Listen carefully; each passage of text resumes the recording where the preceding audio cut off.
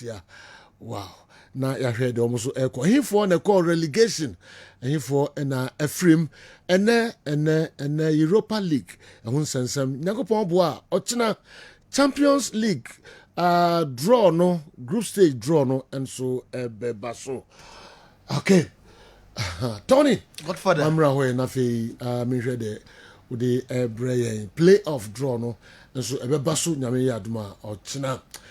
Ehun sensem pi Tony Abobo no the Ebre transfer stories or brain club news nsem Montana Godfather so bia hun kodi adwam dia bia hun kodi adwam ni ansore die na obi ho aka sa okay ya ansore ne die na obi ho aka den bi o ho ada bia no omo nsem wo mo ho PSA number 1 PSA na be di kan say enra obi ma me video bi na me say akoye ne ho hia yeah mama me disregard yes and I'm two video no to me kame kuno yeah nipa bi o ma sis o ma miensa and o mo ho ba sama ye hu sie nkan sie because ya dia te say I normal PSA number 1 and say na Kim Promise the number 1 yeah PSA dislodge no yeah about the number 1 pages no ba sama mi mu ani bio na Kwame number 4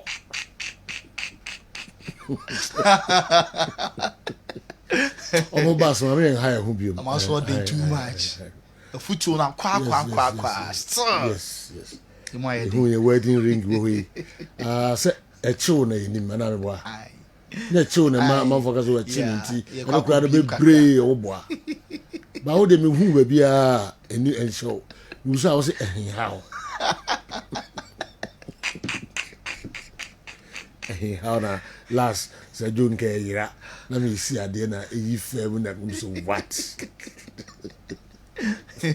84 omo mas mama en kabio yeah PSA number 1 number 2 Kim Promise number 3 your pages number 4 Nana Kwame bad boys Yanko with that CP and na so ye too far na hensam a ekoso onkofo ekroso ye mo bibiara akwaba ye be chance ye edi every Peru and referee game no timi eba so na Leo Messi bodyguard no bia e bonidi because and game ekoso e ma Inter Miami and club ni din at the Universitario ball draw 2-2 na Inter Miami winning 5-4 on penalties no obi Leo Messi said our tackle no our Kessben television so in channel there na no den na Messi bodyguard no ebeba on the USA dwa no say we a friendly game and yet competitive na twa Messi sa na Messi kura enche sa wunia adana twa Messi anti enra game a course so anytime na Messi every mu no Messi about 70 minutes na all free mu no obia agina ye applaud Messi mo time na Leo Messi all free game ni mu no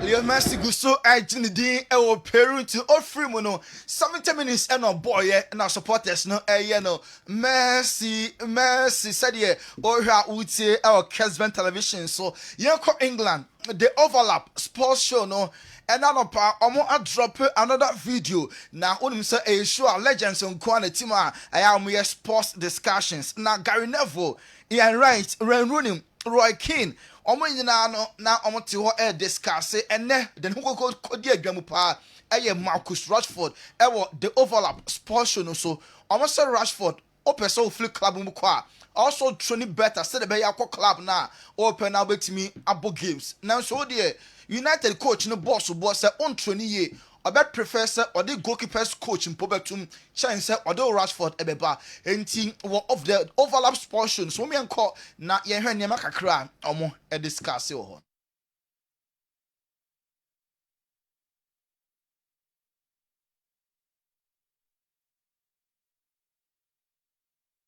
enti the overlap ye try say ye the sad discussions omo and none of pay yet better draw out Omunina, bought Marcus Rashford, 8 on 20 and 2 and a Ruben Amaraba Bontim. Abeka Kasansen same way and so at the actual no Borussia Dortmund enya for a new coach omon eja Ruben Sarin omo jana kwan Nuri Sahin kwadia ene omo offer a new coach this time Niko Kovac and omo offer no until June 2026 and Niko contract was signed so beba na awie enti omo arrange agreement with former Bayern Munich and Frankfurt omo a coach no as said here obeba juma de ama Borussia Dortmund omo football club no na Victor Boniface ne due to announce the Becca say off ampa Leverkusen omo direct ne din de Rofis ababonten abe confirm say due no na omo guso discussions ne bom and go through ama say boy no or agree personal terms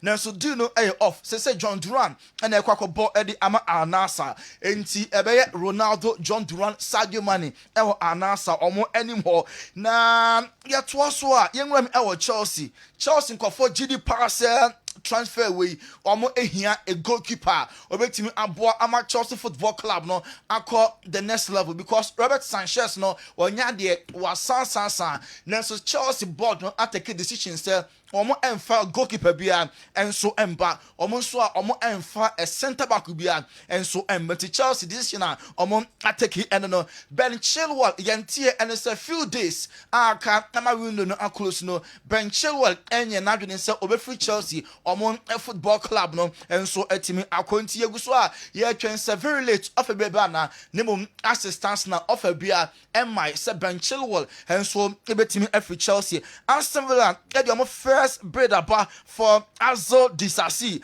na Chelsea Billy started say bid na bano I'm be jatum and answer omo engine to the first bid echo Aston Villa for Azo Disasi yanto aso enko UEFA Champions League enwa PSG omo kwa we kwa share 4-1 Emma Dembele former Barca player no or share 3 of the 4 goals into enwa match highlights no and I enjoy our Kessben television so enti enwa PSG 4-1 away na until the last 2 games now mo de mono form ye papa now so recently ama on home so na ye bisa coach Luis Enrique say next opponent ebetimi aye either Liverpool and Barcelona or say no ono on Barca ono kro yan so empe Liverpool because sa 2 clubs no am form of late no ano den enti Luis Enrique one pet Liverpool no so on pet Barcelona yen to also Barca so eno ada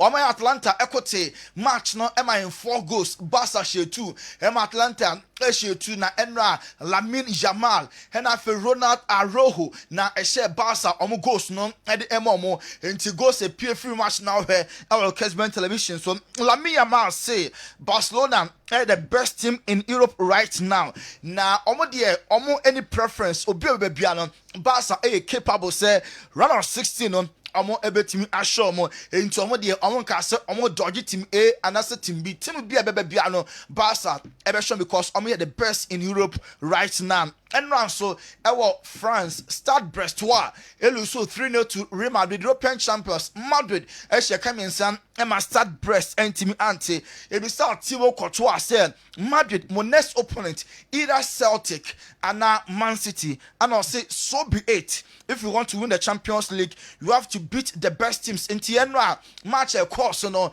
Madrid 3 Start Brest 0 and no highlights in our hair and no China Courtois at the Sansam no at the Etuja Rodrigo Madrid Brazil ni na obo edema mo eno share 2 of the 3 goals and ebisa na say mo next game mo betimi Asia City anya City e Celtic no so time bia on be face City no aya na very difficult now so many option bia se draw ne ba so na omo City ebe ba e home okra ne bom Carlo Ancelotti say on percent Madrid at this point ebeshia Man City because Tambia Meshia City no aya game no aya too complex anunti omo empese ochina omo ebeshia Manchester City Freddy Valverde nebisan Bayern or Man City and also one we want to win omo any preference bia dey here and said Madrid omo etimi edin kunim Jude Bellingham edi bi so so ebetien sama Jude edi etudwa kofo kase Madrid Mbappe ba oba no obesay team no kra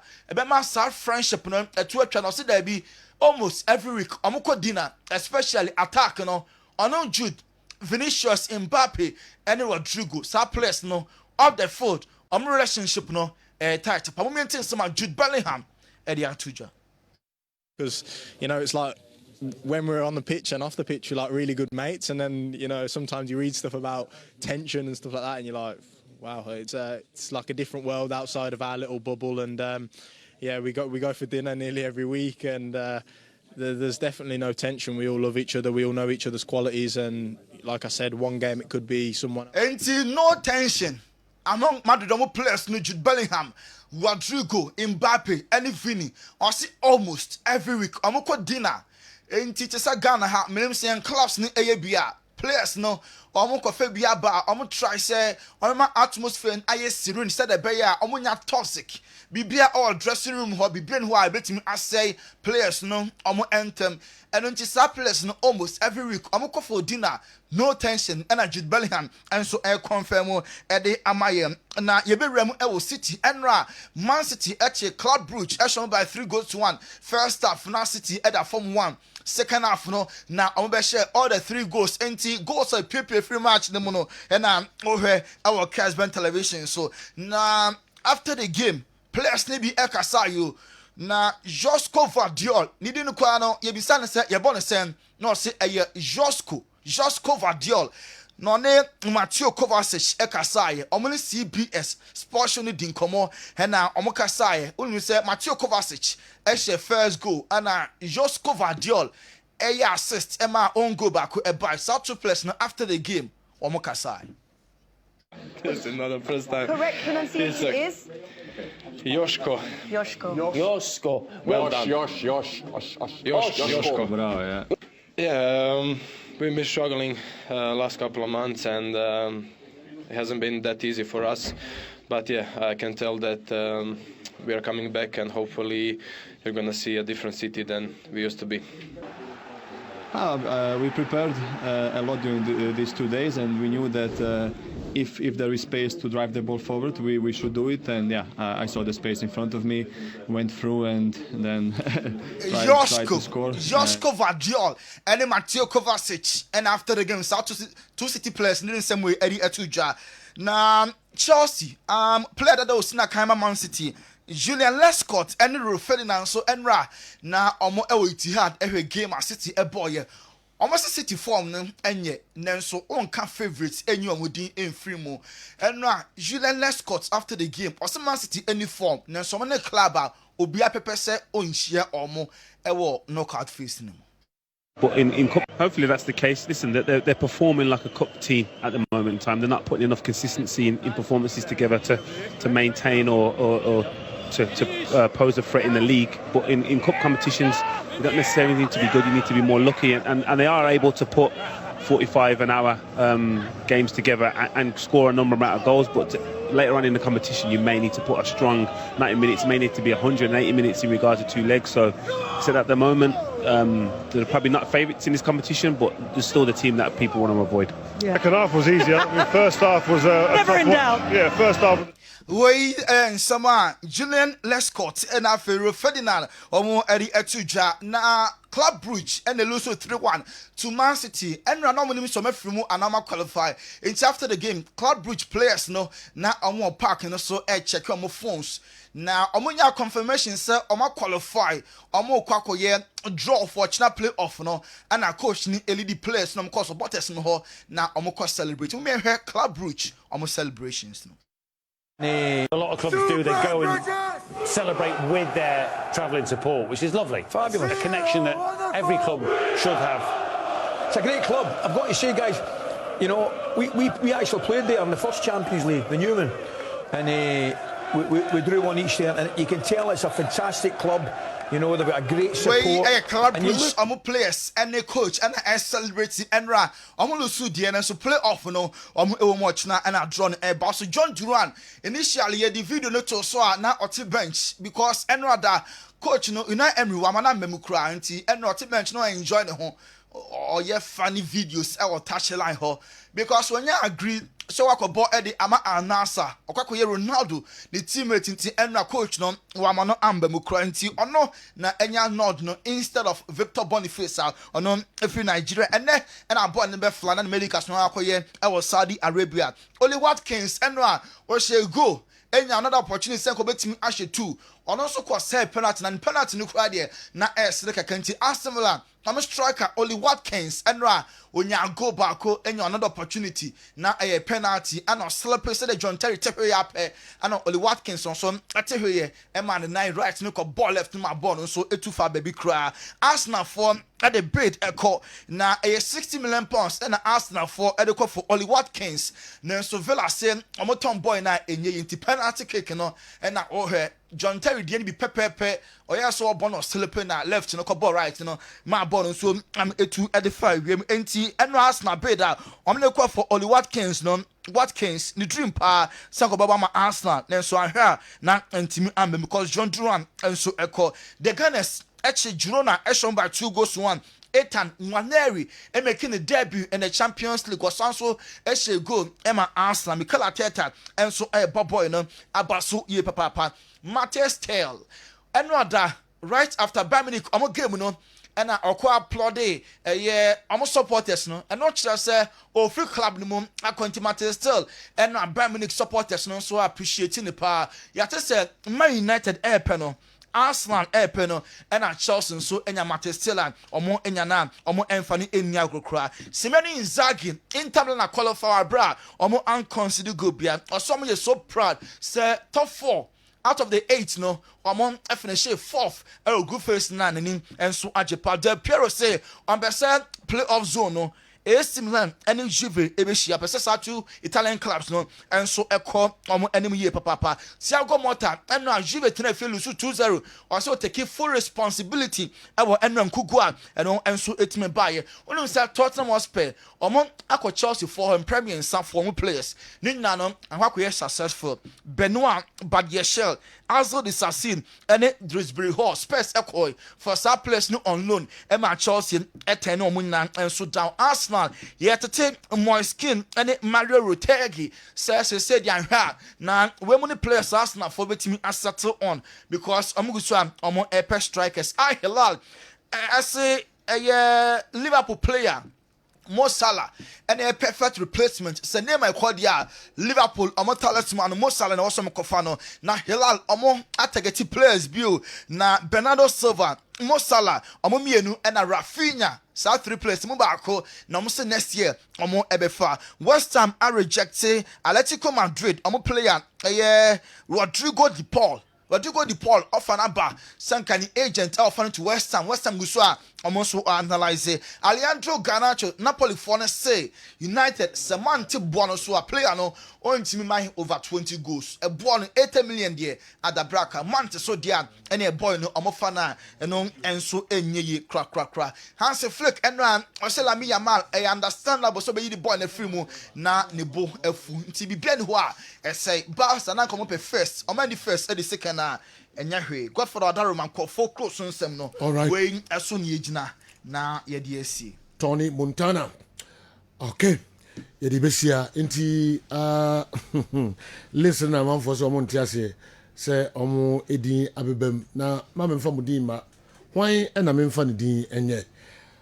Number 1 PSA. Number 2 King Promise. Number 3, one of them 2 okay pages and afi number 4 Nana Kwame bia me de malam baba later me dwen ho se me de malam baba beka sa listen and so home okay number 5 why na me mfa no se see me kwa ba no be external but okay ho me de ne beka ho fi se nema all ye no ano SCA pa Spain Burger obeba number 5 Otria Hebal let's say Sergio Radin Yanko Panda Roma Ele nyango pass pa. Asa wo ti su bisa na. Say do nye easy. Yes, ma said pa. Traffic na beka. Easy. All right. Me ba homi kakra. 0551599933. 0551599933. And no any WhatsApp line for our messages no ebra 0244263902 and also a WhatsApp video line which me at the WhatsApp videos no eba. Alex Sergio why set no kwasem babintiwe Sergio bidasi mamenchia na menchia ohwefo ni wetifo bia josu na menko USC na menchia Boga 1 Punisher or Nashville Tennessee. Okay. O monitor program pa was what dakora was sorry. No monitor because we a legend. Na menchia wadofo ene wahwefo biu. Na memfo munko Divine Hope Herbal Center. Okay. Divine Hope Herbal Center. Si Janishua wana obeba. E ka Divine Hope Herbal Center dia said ya woka na eduru ba ko pe ene bu bi etirim. Sisi eduru ba ko pe ene wadwa so. Eno ne otwea Herbal Powder. Na asoye ewo Kumasi abusuakuruwa makuru abusuakuruwa junction eho ena yaso ye kese no ewo eye Divine Hope Herbal Center. Na me the numbers no ebetu dwansa na ebia woteka musi ebia wo braso okọ adwuma na won babia ubenya yenuro yi bi ato na numbers ni 0591 56 55 57 0591 56 55 57 and 0551 22 82 81 0551 22 82 81 and the chat one here 0550 63 90 37 0550 63 90 37 no eye WhatsApp line nti se wo hwe me na wa ma no ne se de Boga 1 e hwe me wo Nashville Tennessee a ubetimi do audio no afa ho na one Dr. Eddie Nkomo Sergio ye ka otwea Herbal Powder da bia me ka se onipa bia ne sisiye ne ya onipa bia usisiye wo ya so ye oba so ye bema na usisi etutu usisi etwen enipadua no sisiye no ene kuta nipadua no enti sisiye na ye se ka mu shaft no se shaft nya twepe ka entimi move bio se ka ne yamu no se ya dadao entimi move bio enti saa na wo ya brantie anase wo ya babunu ne se usisi start se ejeje wa maame uhunu amane ana papa uhunu amane eno na me kamfo wotwea Herbal Powder ma onipa biera wote nkase ne sisi ewe no wote nkase ne sisi tutu no sisiye no asuga sisiye no ajonku efiri se emuhuma nyina atete saa onipa no me kamfo wotwea Herbal Powder ama no saa onipa no so wofo wotwea Herbal Powder na so wotibi gu nsuo hiem na so wobobo na no pa sisiye na atena ne so acha ye ne ye nyina eba beja no wagina bra ne so woba ana bema na da bia sema me kan se wo ye bema ne se sisi yade betena wo so cha enche na mana ma guy name Mr 2 minutes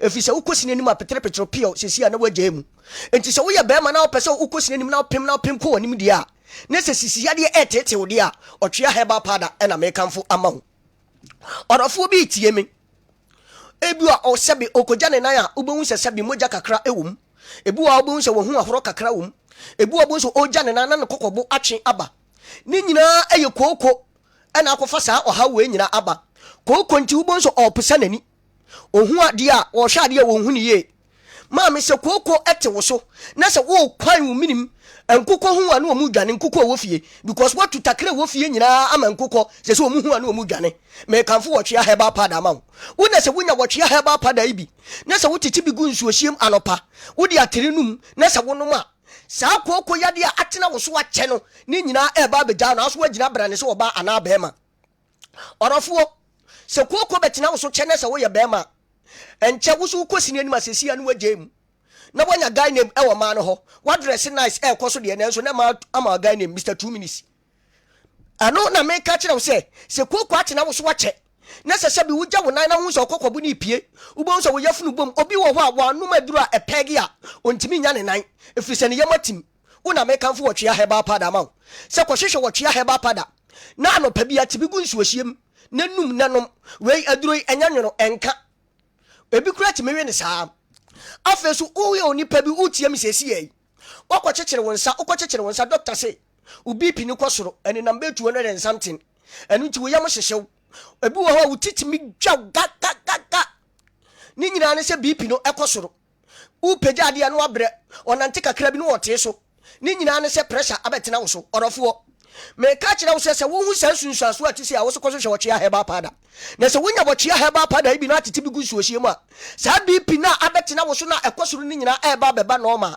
na wagina brane se oba ana bema na da bia de me sa ka ne se wo ye bema ne se bp betena wo so cha enche no wanya guy name e wo ma no ho Mr 2 minutes efise wo ko sini ni anima asesi ya no waje mpetre pio na wo ye oba so na bp betena wo so a ubon se ama watenka ye olubido ni nyina ayera enti se bema e ba ho a wo se media mini atenka enya atenka na wunie ma me wunya wotwe heba pada enomo wo gitum se edi adanse se wusi so nya sa na ote nanso na sanse sa ya de we betena wo so no ama watenka nyina ateko nti wukunu ba fie kura na abuafu orofo kwasihwa wotwe heba pada na wunya bi na se obobo a sa bp yade a betena wo so akyedi nyina no ebebe no ma na wo so wagina brane se oba ana bema afi obi si ne to asesebe ekye no ebesi ne nantu ena wapɛbrɔfo din bia ma no siatica mekura mete yanam nim so obi din ayayade ma me edin ni na ɛdɛ sɛ ohu sansunsansuo we bia ɔrɔfo me ka kyerɛ wo sɛ kɔhwehwɛ wɔtwea heba pada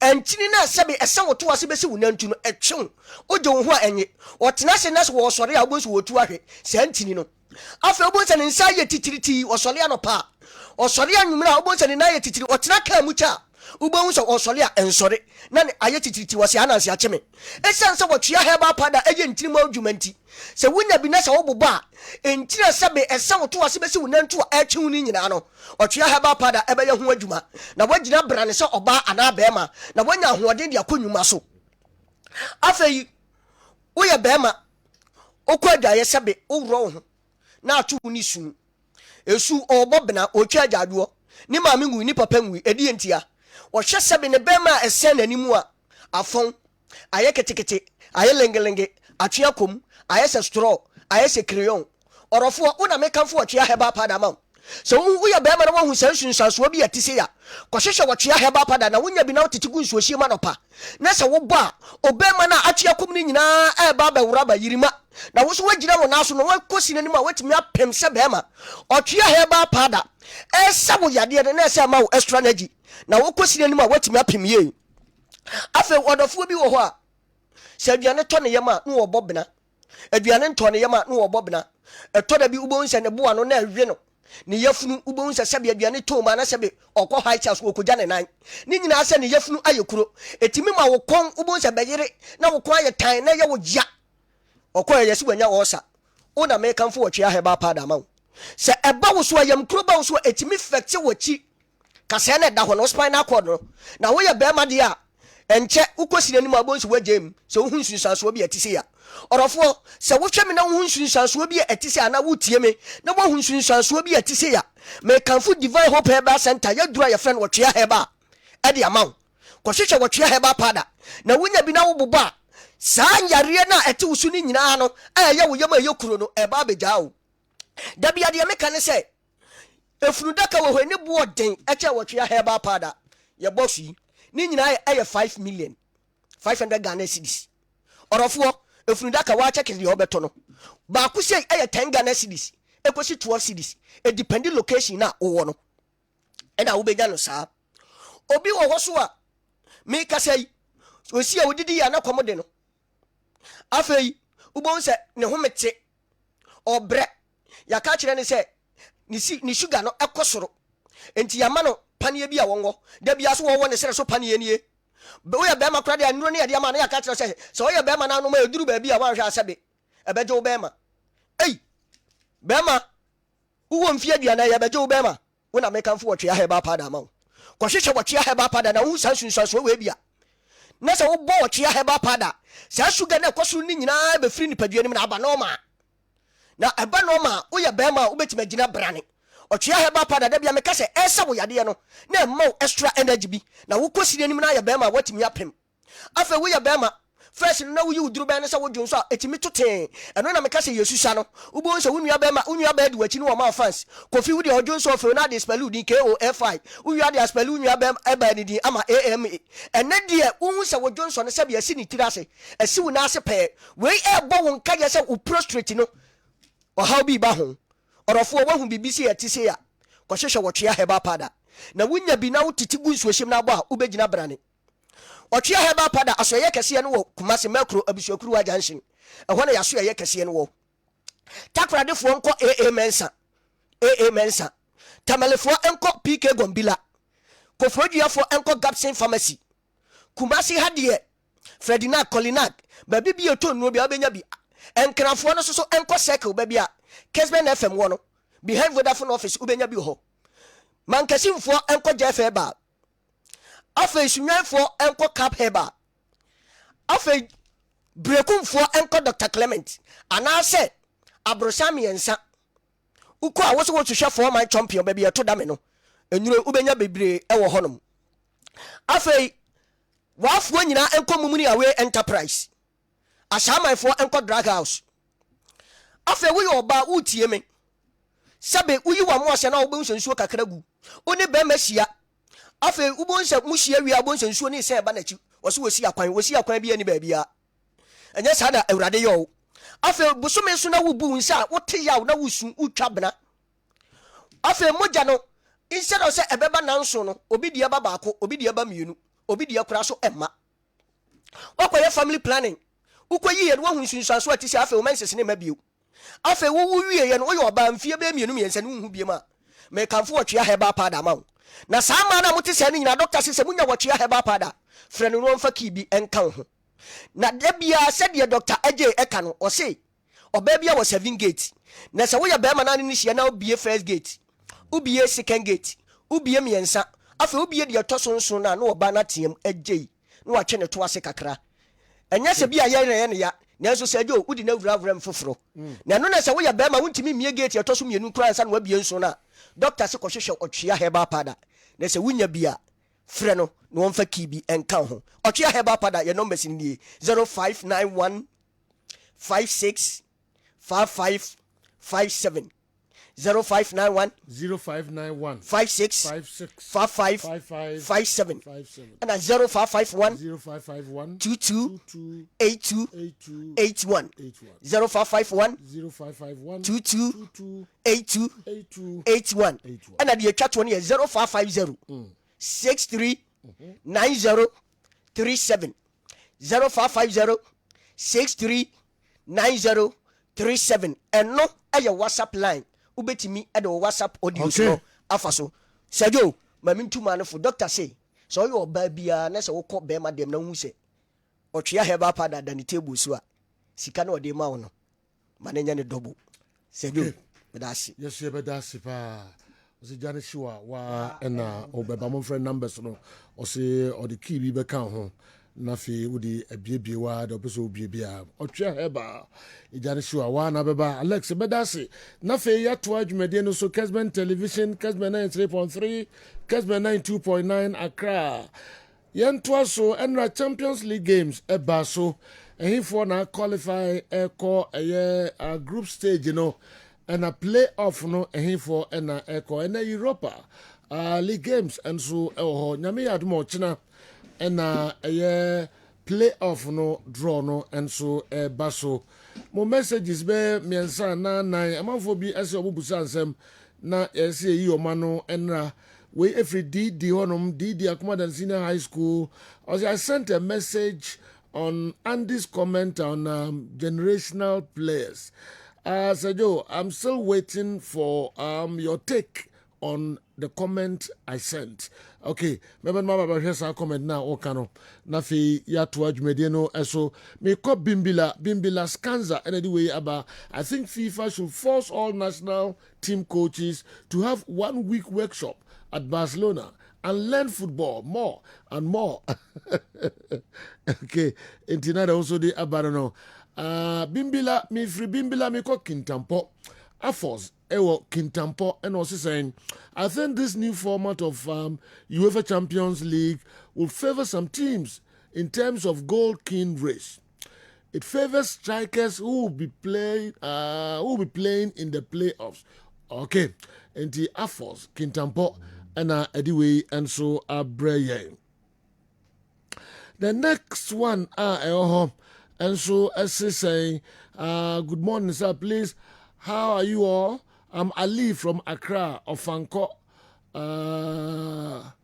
Okay, Ofanko Barrier, Achimota Road. Why my Manchester United? Why didn't you talk about Manchester United? Why?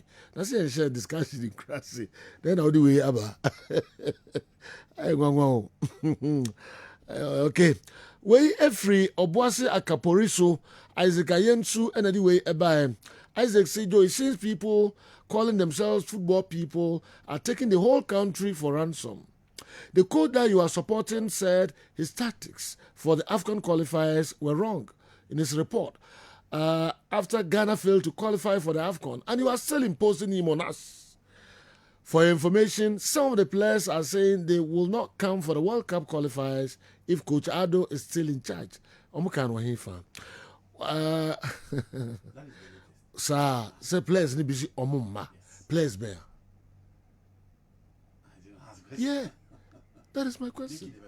Okay, me person me who plays corner. Say Otto Ado free wa me book a World Cup qualifiers. Me are interested. Okay. That is the story I free as well. Okay. What does this say to us as a football nation? Okay. Isaac Ayensu Akaporiso Obuasi and a message way and so a bye. Maminsha way, good morning, Sir Joe. I'm listening to you and your panel live in UK. Okay.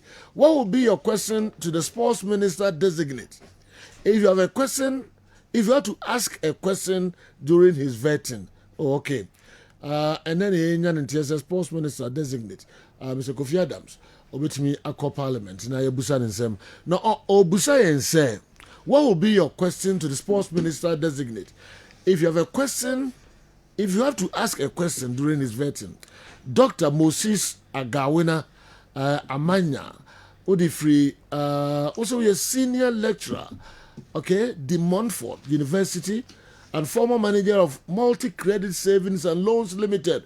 Hey, sir, Dr. Moses Agawina Amanya, okay, senior lecturer, De Montfort University. Oh, okay, Ofri Multi-Credit, yeah. Oh, okay. And wako UK. Ako being one, ako ye senior lecturer, De Montfort University. Wow. Mwaiko. You know, Okaso is senior lecturer. As a chance, you assistant lecturer. Near lecturer. And son was a senior lecturer. Wow. And he's a big man. Wow. Who are you? It's a more lecturer status. Who lecturer? Yeah. What for assistant lecturer? Yeah. About lecturer? Yeah, with a PhD. Okay. Yeah. When you PhD, then you do lecturer. And I do lecturer. Wow. No, I need to do some few publications. Not pushing me as assistant lecturer. Not pushing me as senior lecturer. Sorry. Yeah. Okay. Have to do some publications. I see. Hey, Eddie. Yeah, and I'm from days also from already cramming some publications, so I need some few more. Oh, okay. Nice one. All right. Entina and so no. Kakra oho and a day and small later meko other messages no so Didi so they are saying me by Emma also my home comment. Minima say Didi would have somebody o my home commenter. Now I say chinchina yes we dey comment ba fa comment no okay. But say you can also chire wadwen. All right. Now Okasafa Didi na kasa dey intimi nka hwe. I did na kasa dey. Yes. Yes, sure. No pelo. What for there? Let's respect our generational players. And this comment is very harsh. The players listen to the show, and how does he want them to feel? He should modify it. Emra Andy Kokan say, your players, you know, you fa omuntu to kane players na near show mu eso anamu din and on ball stadium no. Or ball players with breeding it because wait to me stadium. Wait to me stadium. Ampanampa nipa no on man say the sika na daje kwada. Obaye ne we who say yes. Obaye no one say na daje ni sika. Ba nei yɛntimi nhwɛ player biara so sɛ weinti yɛ kɔ stadium nti empty almost empty stand na amanfoɔ hu wɔ stadium ma yɛ man no nyɛ nwanwa bebree because yɛ ni players a yɛhwɛ ɔmo so ka sɛ ɔmo nti yɛ kɔ ne akɔhwɛ ball na emom yɛdɔ teams na yɛmfa teams ne din mom ɛnkɔ stadium hatofuk nti na wokɔ kɔtɔkɔ nti na wokɔ nations nti ɛna mekɔ because of nsuatreman apostles aduana mediema ɛna others no nti ma yɛmfa players no nkɔ efisɛ woka sɛ wɔpɔ mu din na de akɔ de a da bia yɛnkɔ park ɛna didi aba sɛ ɛyɛ too harsh players ni bi etie saa asɛm no ɛyɛ abambuo woka saa na wankasa yie koraa na players na ɔmo tie show no how do they feel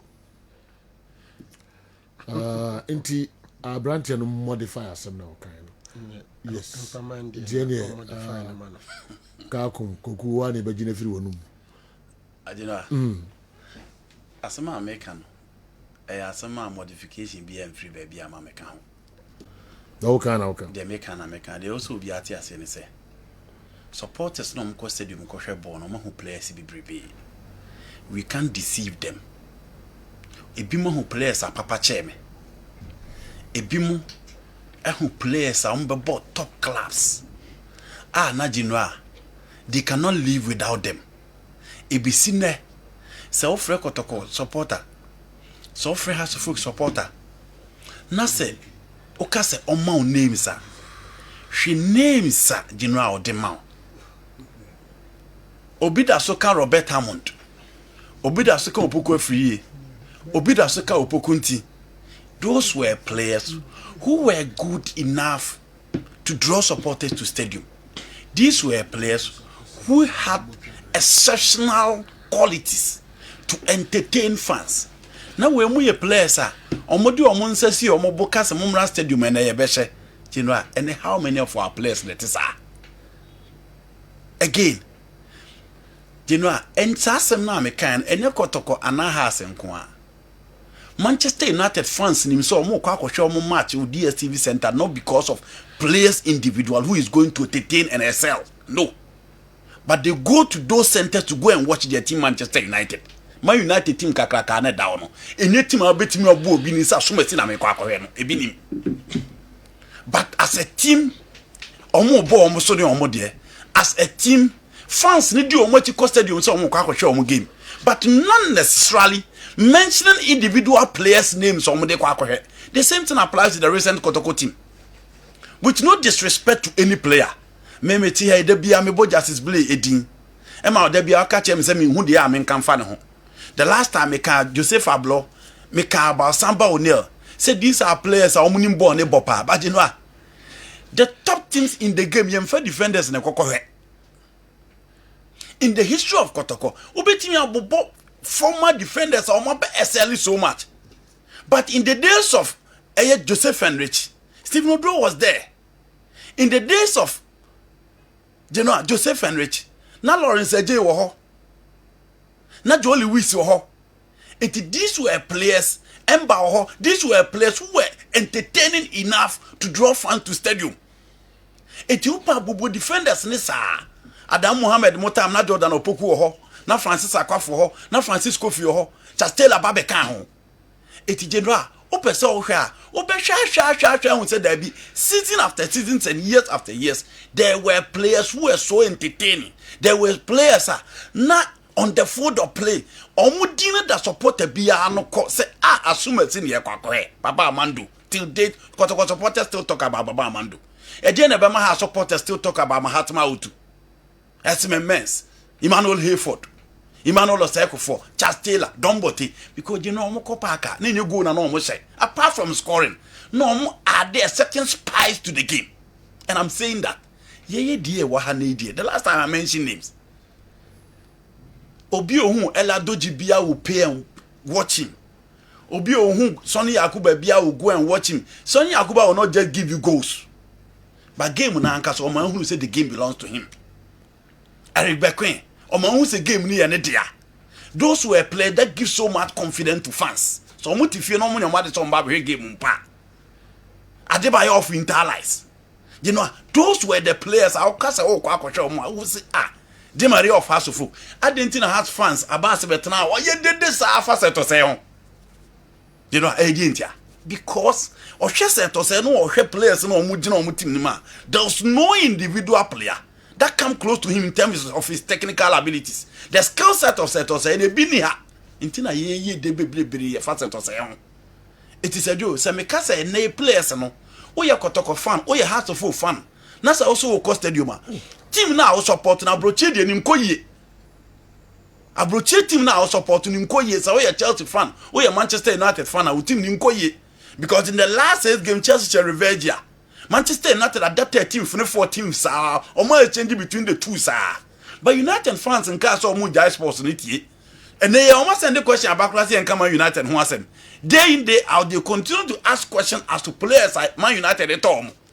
Chelsea phone him koyeno. Sejo, Chelsea phone him busa de be as a player be neba. I didn't play with you. I didn't play where I say. Omunka say team nim koyen to omunko hematism. No. Enti say oh yeah, fan of Kotoko. Oh yeah, fan of House of Folk. Edru kwesi ada straight away. O team elbow ball. Go to stadium and support the team because eno na ye team. Ko baby o team na bobo na ko tell because you are a supporter of that team.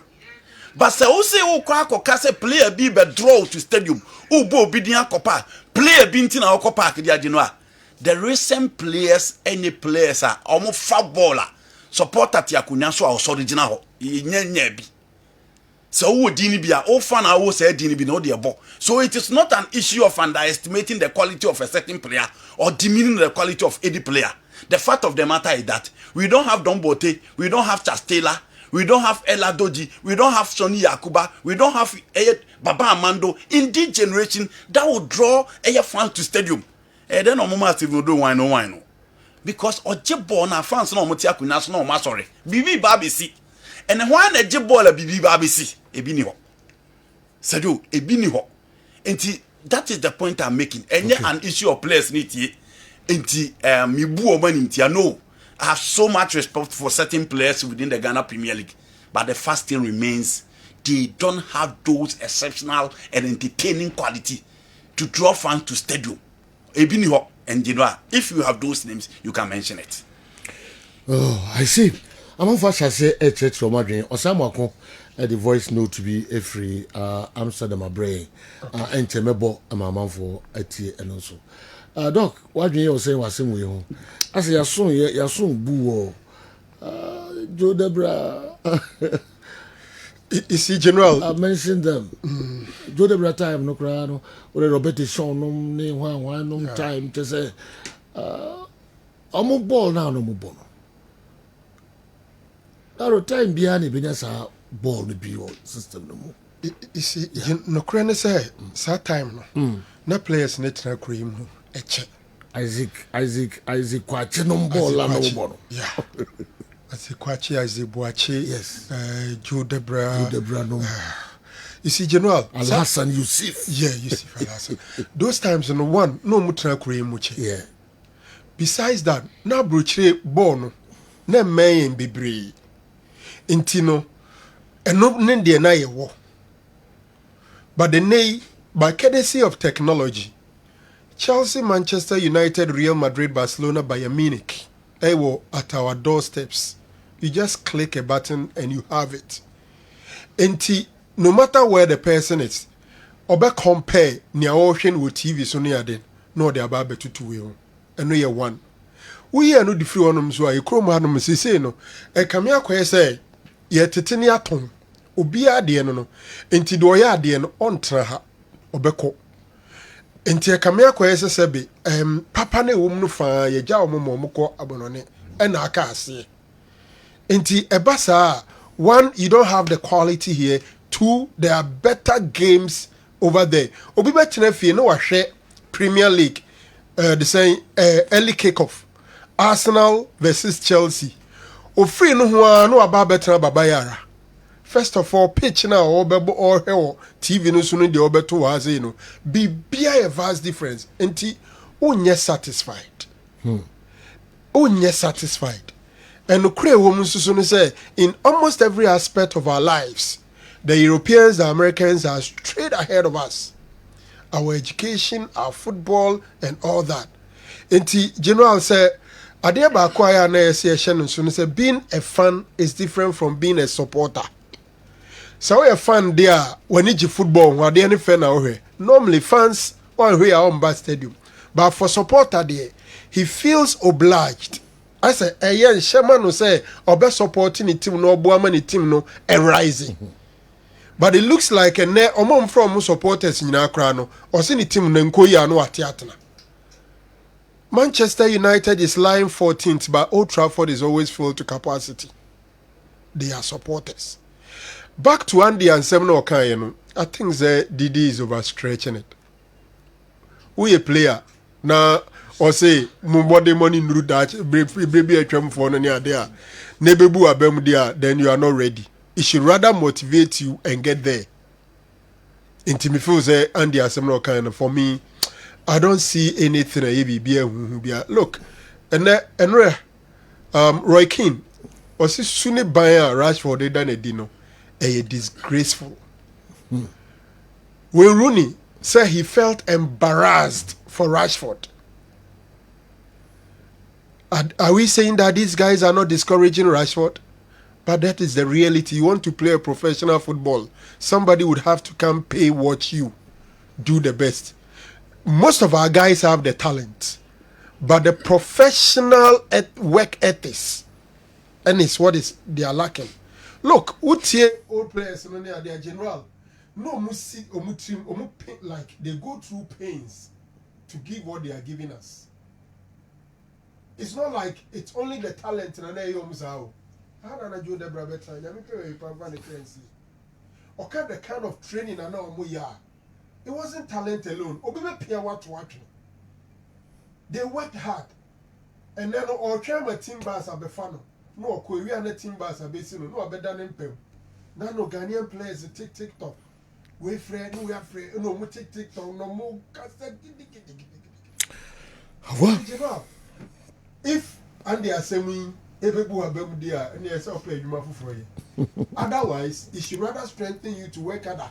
The Miadom, generation, and Uncle for nobody as if I had. So it means that we get a hook, I'll be you. Ruben Amorim, they are Rashford, they say different from the discussion. Yeah, I'm old boys, old players, I'm more say shameful, this and that, So the problem between two now, Emma Wayne perform now to the extent say the goalkeepers trainer crown or yes 63 years or be choosing ahead of Rashford. This is serious, but anyway different. A bit different, but it's all about seriousness and training once a month.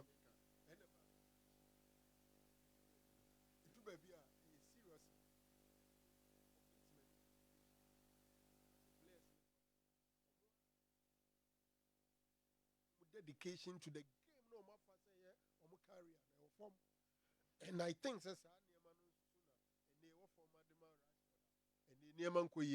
that's the reason I brought it in. For me, I think Andy can be BS. Ask Andy if he says something like he's saying, and the supporters here, how will they go to the stadium? Kwesijan and the way free Accra and so Abreye. Okay.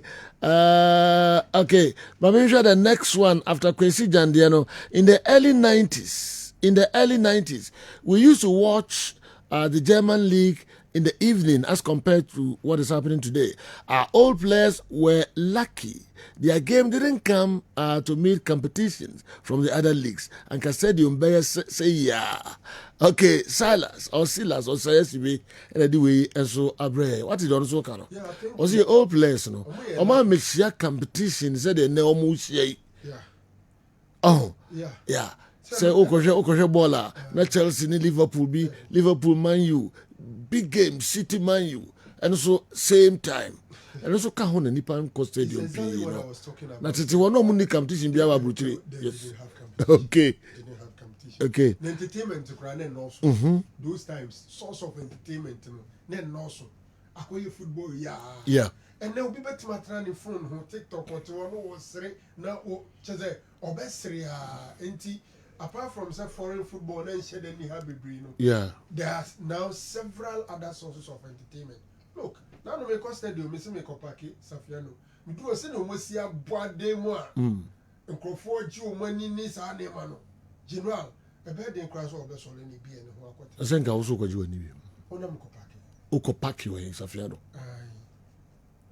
Safiano be any west school mutri yeah they are no na me ko baba yara okay yeah, sometimes say match no yigidi na what me kopaki okay we na so person kontema all right they are there in their numbers yeah ball no no mutu ukoba no mabisa se ko because any team media mu good wrote for winning sir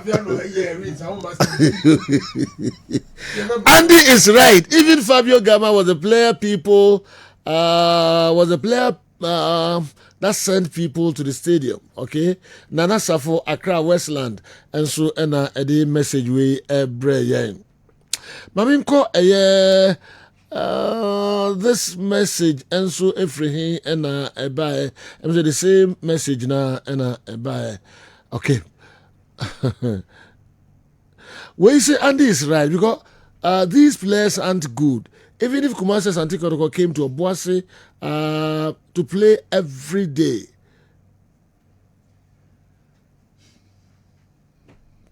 Okay, I will watch, but no improvement. All right. No, so the Abba, no. What's the Mika one? I completely agree with Nina and Yeka. Because, and yes, it's a Didi Kase, ye dampu players in the spirit, and many Didi Yajani. Ye who players, Papa, Titepia, no Monomuchi Stadium. For me, if you want to go to the stadium, go just to support your club. Say, oh, Dad, you know, so play a bit fitted, say, you need those kind of players. I will. Osama Kuyenti on also Kakrebie from Amsterdam. Don't also Kafasimi. If it's a chance, be an anymore so. Yeah, be hunu. Akosia Sergio. Good morning. Asama Andy can see no. See any players be a kwakoshe wo stadium. Menene nyadwene. If it's a chance, be an anymore so. Yeah, be hunu. Akosia piane ade chenche hinemo ne banama ne bullet trick money ade no ene ye kan sa but nkrai na omuso ameto wo mo no omuso so wo mu players omuso so agidin ama wo mo a wo muso so no ekwa wo mo kwa kwhwe wo mo nti se wo de generation we na kan de a wo ye wrong menyintum menim se wo te de meche na se de a okay Sergio ntina de Samako enso de ebano no. I think people are misconstruing what Andy is saying. He's only encouraging people to go to the stadium, irrespective of the players they have. Emmanuel Edway Free Ahojo Ena Enso Abeka Insa Ene Anope Afa Nsama Chichi Ho Enkomono Akwasi Prempe Mustafa Edway Enso Ena Aba. Please ask the host if he's happy seeing these crop of Ghanaian players. The likes of Joe Debra left, Steven Odro came, Shamakwe left, and there was Ishmael Ado. Ama Senegal left, and Stephen Tete came. Frimpong Manso left, and Joe Henrich came. Can you say same for today? I'm with Andy Kem 100%. I'm with Andy 100%. The way so the Abba no. Okay, one funny thing anka ana okay. Entina and also no. And that's some get to morning Joe. Andy is right 100%. Good morning, Sir Joe. Good morning to you and your knowledgeable crew. We can't keep on deceiving ourselves every day. The current crop of players, though, they are trying their best. They are equally aware that they are not up to the standard of our previous squad. Our league today can be compared to the situation of our farmers. Our league today can be compared to the situation of our farmers. All the good foodstuffs are sold out for cash, leaving only the nkoso for self-consumption. They should listen to Andy and wake up from that slumber. Sir Aragon, Udwe Efri Yendi, and so abeka ho interesting discussions. All right. Yemfesia wo bibia fa ho obetumi di aba the afa 05515999933 and your WhatsApp line with me and so the 0244263902 and also a video line. Never for Edibaya na opese hwetwe ho enkomo asemba kwa na mienu bia wo wa obebusa and sports minister or vetting be du ba ku yai aseme na nka wo ka panel no ho a na committee no ho a obebusa sports minister and also my ready na nya sadia you know Champions League na later the questions no about and you was in the obebusa sports minister me will be brave now the meaning so obewu me busa na say the national team sin nyina agu nti policy be no put in place in order to revive our national team. That is my number one. My number two here, the last but one manifesto no mo ye no. President Mahama Eka say the then candidate Mahama Eka say obeye bibia for salaries of players ho. Internet say investment in the local league no da o makoma so. The local league no so venues ni bi kura ya aban de no. Eda ya. Inti niema be no mo ye a mo be invest with local league no ama ye local league no so aye you know me third one ye we say what NDC manifesto no some pepper stipends be at the ama players no on board GPL so nim say and once yes so me pick card the member players na I wo board GPL nti ye nyina no okay. So players be enjoy Sasika. Okay. My third one ne say GF na asan ka kire Ghana for so to adon to aduma ne so. Ono no as a sports minister yen Ghana fo nyina nim say coach na on mo de ball fam. Nti die na oye efa coach no Ghana fo nyina hu ne say he's not the man to take us to the promised land. And again, Blasters management committee no. So we check all the committees you know for years you who fast well also into dear no because already we can question that into dear no obey to prevent that committee from working, you know. These are the questions Cecilia is a minister in Ham in Mebusano said you okay. So if you really want to know why people have stopped attending Asante Kotoko matches, it's simple. Disguise yourself and join the supporters at the popular stands. You hear why they are not coming. In the jam school, and I won't country me. Now, some go join queue answer. You're going for who supporters in my Utis and Power. I now. So now I'm because they do. I'm got to Montel. We say 4 games in a we say VIP children. We supporters group. I know what you're imagining. I mean, so player only be money now. Supporters and bachelor nipa krunti omobi. Any other krunti o money mobi. E bi wo hwa no kra bi so om do imagining. Okay. Into your bet was Court of Appeal. Orders Anas Aremiyao Anas to remove his mask before testifying as a witness in a case against former Ghana FA President Kwesi Nyantakyi. Inti na and also no nanada ko yeda say na asaba bo inti na edition no. Okay, so I court kai and a court appeal. The Court of Appeal. The minimum days of the Supreme Court. Court of Appeal say only the mask and sana do so Kabiano or the Atuga only Urakusin Nyantakyi and so. Okay, and also I don't know. All right, what Andy's saying has got nothing to do with GPL. The reduction of quality players is worldwide. Just check the various big teams, even in Europe. Look at the strikers playing for the various clubs and compare their previous squads. So it's worldwide thing. Also stretching. Also, it will be a baby. And the Ghana Hankwa and the players no quality no so active. So say Jackson be our striker my Chelsea. Momo na mo pe e na mo decide say mo nkofa papa. Real Madrid anymore. Real Madrid anymore. Real Barcelona anymore. Real Bayern anymore. Omo ye big team, so they are doing things that will suit a big team. Now one thing, Grand is you must say who can say a worldwide thing no. affect you what Santiago Bernabeu 80 plus 85,000. The beer bomber. Old Trafford I come on semi. The beer Stamford Bridge aboma. Team fan kwa bruchile. Yes. Real Madrid fans on betimi akọ Mbappe, on betimi akọ Rodrigo, on betimi akọ Vinicius. Bellingham. But Judo ho. Team asa all relegation. I will be obvious. So all relegation. Ne park ya bomba. No park na yema. Championship team. Championship team. Yeah, the park you nipa kwa. Obia me discuss we nyina. All right. Now, General, my question to the minister. Bakobe say, so, a baby atwam na itimi boy international competition wa Accra Sports Stadium, Cape Coast, Babayara, Tamale. Osusu say den na SC I nunti amasese yentumi nya stadium pomfa international competition. No, eba a day now be. Okay. Then I would also be interested in how our school sports obebua amana peja. School sports. Okay. Come obe faso amana apeja. They are may interested in. Na me bisa ni BM says so.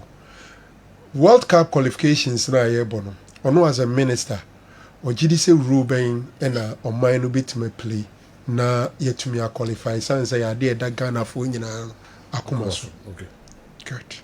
Zekov Mohammed, I say good morning, boss. Andy is saying the truth. Our main problem is lack of investment. The owners of our various clubs, especially Asante Kotoko and Hearts of Oak, are just not ready to buy quality players that can drive supporters to our various stadia.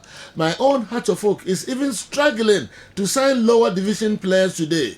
How can you convince a supporter to go and watch his team play? Zekov Mohammed, known phobia fan.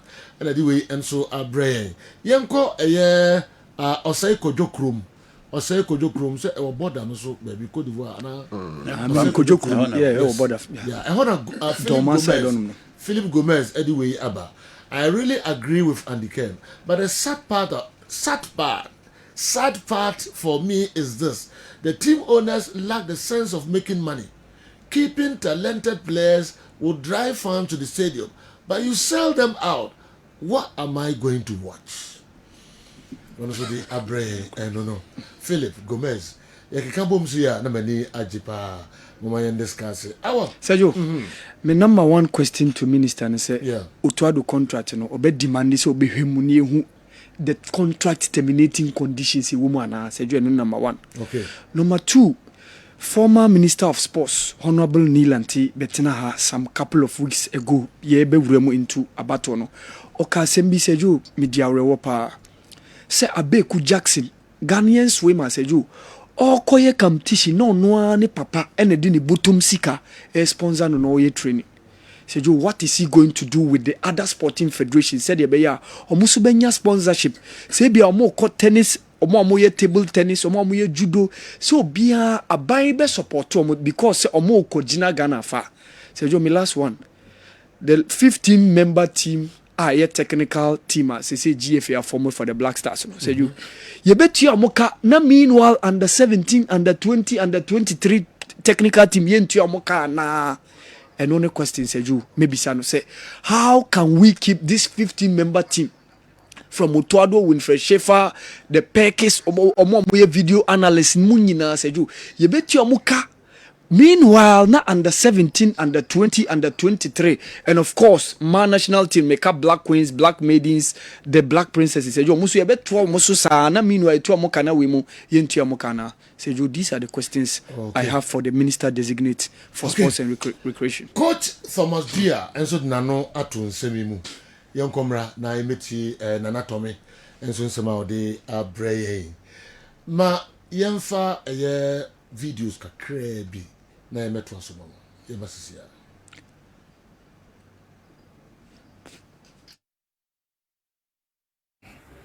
Sejo, me pacha onwe te say, nte nyankopo anom hoye. We de mo program na pesa me kasa so kakra. Sejo, we de yeda Remador ase. Sen omukon koden emaye say a bomb pie sen yakupon ebe mo qualify na Champions League na yo dia no masa ababe defend na to so biom so sa bomb pie makotoko sen yakupon ya do na kotoko ntimi nko omo next league na komo ntimi ko weni na first no ko ndi enye dia ya bompa ya na no so jo mesra o meka asem bi kakra emesamo ntimi anka ho asem ntimi se sra wo se eno nso mo sanka ho asem aye ene se baba ya last sports stadium hon emsen kunya no se jo omu ni suni emfuturo nko a tijo yesremo mun kana omu so nye de nye ho so bibi nye de emaye because se ebeko ne yakwakotena emfuturo mu sabi ewiem so ne yesate na dem de dey no me fa ne se e bia obefiro na sai fa ya de abefie ne de edne. Joe, good morning. We did some way, Bomabaso, or Jumaji, Kesspa, or my Ghana. A feminine coming there if we maybe if we don't call on a class teacher. Joe, President Bisa say this year Champions League. About first set round, and I say, league Navy into first 8 no qualify. You have a ball run off now. You pay another 8 across. First 8 no normal ball run of 16. Question number is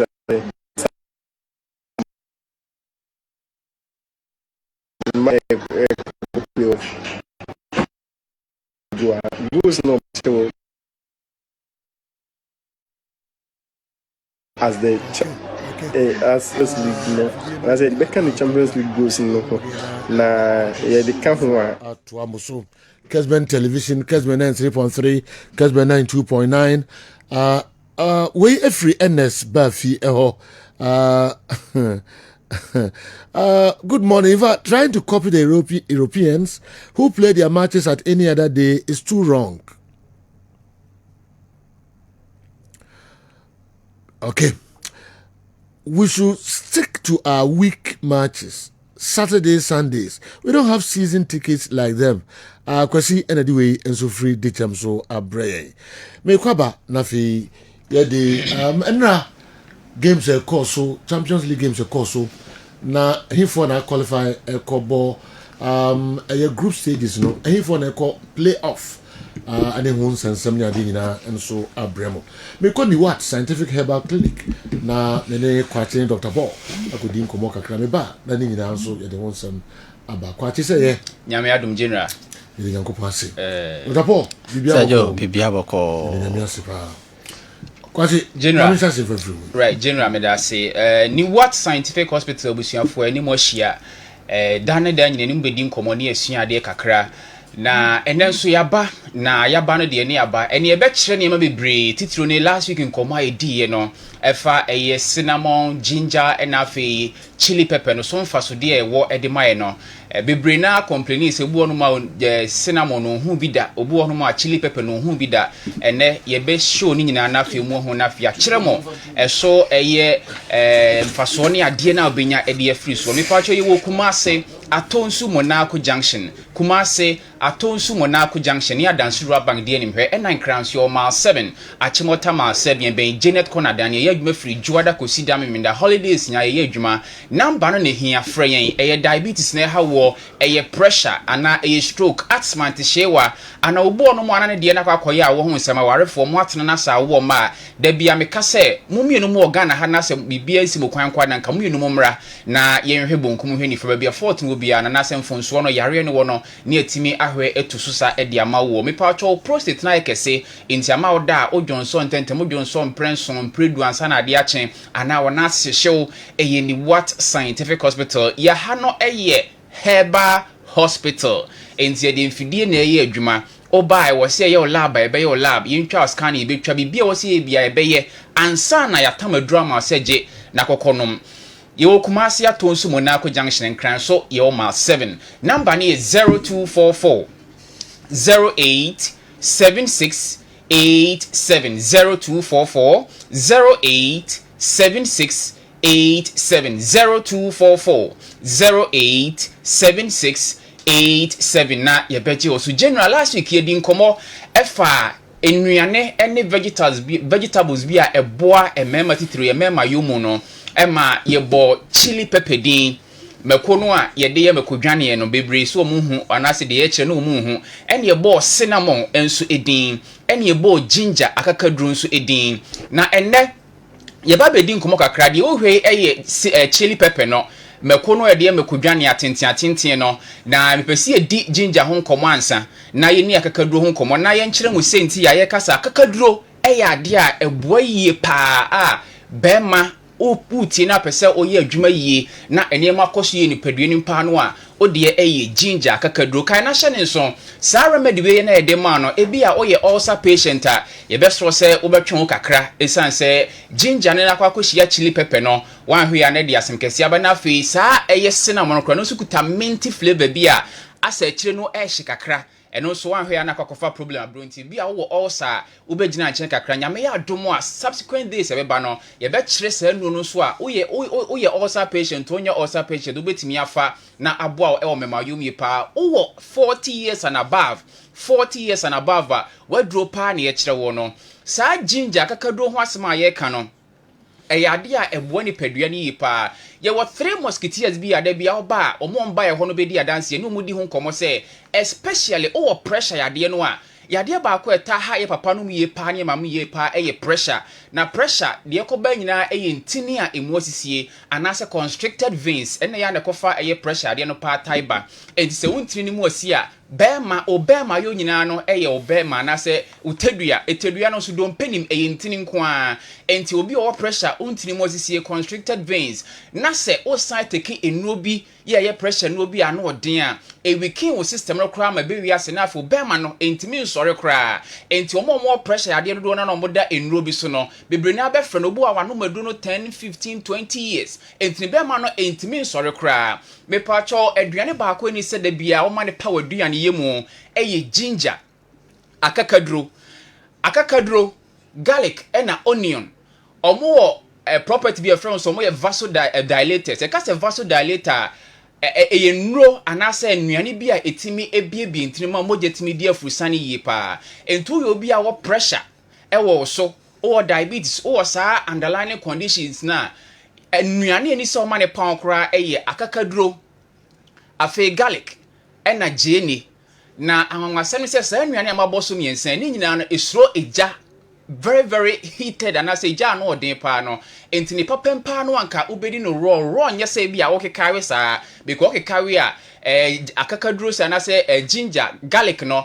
and no very highly acidic na fi jeni nso sa nti wan hwe na oni ulcer na kwakofa problem dia bro nti da bia recommend say o de beka waduane ho na wa obetwitwa anase obetwi na wadi ne kama pa na ne ka ginger ho asema akakaduro no akakaduro main component to my friend say gingerol sa gingerol no eboa yie pa ema sanem di kaka say eboa eyi entrini mu afi eniema a blocking entrini say ye fin say sade cholesterol hodo a blocking entrini mu a amount ni moja entimi ne afusane na moja entimi nko obema ni nko pagea obema no se wo tie de akakaduro eye waduane na so de ye eniema bebra eboa oyi pa no ntire ka ho bia ema ye remedy e kire last week no ye de e ka ho no afi akakaduro so eye anti inflammatory eboa yi pa ema ekuro ni eniema hodo eta to ni padua no ana se ni padua no ma emoa ema niema nko e ma wo no eno so eboa ehwe stade mani nyina enso ede ma obu akomayare obu diabetes obu pressure o tie de akakaduro eye oduane na so de ka waduane ho a eboa yi pa ema esane ntininim kama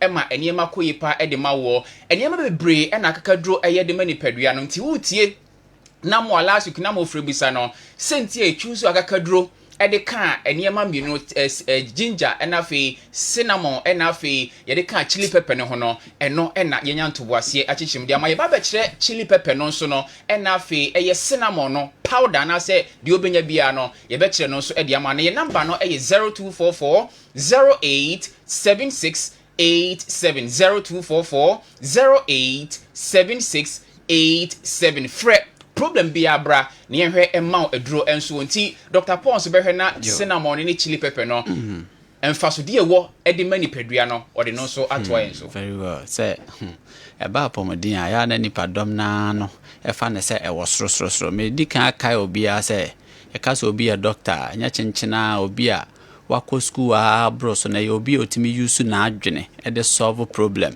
nti wo a wotie me no se o mema asem wo form o typhoid or diabetes or hypertension. Now one kasa betimi use wa adwene e dey solve problem now you become a doctor. And some are emphasize wa what ujare na so betimi de wa adwene e de nkate ne ntos nya doa e ne nkyene aka bom ne abefre ne nkate nkwan a ya na kire se wo ye doctor. Doctor means utimi use wa adwene at the highest level e de solve problem a enipa dodo na adwene nkoso enti ne yetimi de doctor e di doctor ma obi bia no na ye doctor ne de ye de akọ different level ye pese ye ka ba bia wo se yare hunye hu yare mu hwehwemu ne nwanwa toda so no na ma ne ye hu na yare emu hwehwemu timi hwehwemu yi a ma ne solve ye fo ye hu se enipa bia se wontini mu sisia na so akoma ne wo problem a o kidney problem so blood no se cholesterol wom pia so obi a liver so ewo how na wa adwene na nkasa so wo how na wo hormones enso wo how a ya na problem bia bi betima ba betina so ne ma mebobo so yi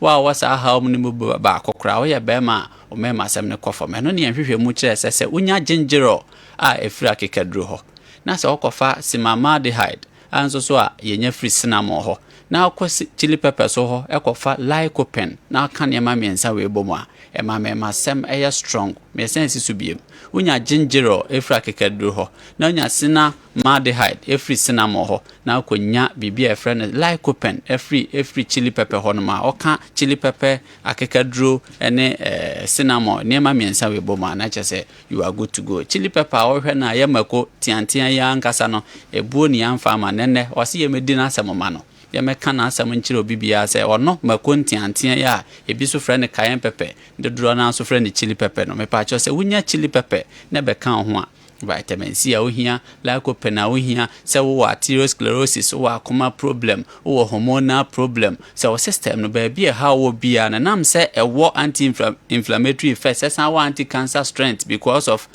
ne lycopene wo mninti makoya ba ye ho adwuma se na de e fe ne se teaspoon ba ko 20 ebe ma just one be say close to 500 grams 500 grams na ewura woni padua teaspoon ba ko bia na 5 grams enti wunya nkakran na ewura woni padua ni mo a ebe convert to system ba bia cholesterol dose ba bia ntini mu asisi ba bia cancer wo ni nyina de ba na chi na de efe ne say yesan de cinnamon ba be ka chili pepper ho cinnamon ni twi ni efre ne dua papon edua na o kamu emu oya emu so esen de se dua na oya ne powder the same thing emu oya emu esen de edua ya na meka ho asen to da bia na bena na ya wai no bon se obobogu so eyeye akeka atare so cinnamon dua apapon ho asem ne ye kan so de dua apapon cinnamon e ka ginger ho na de kwa chili pepper ho ne ma nkomo ayedi o de opa try apart from say o mema asem e be strong no e be san ma o sperm count no akosoro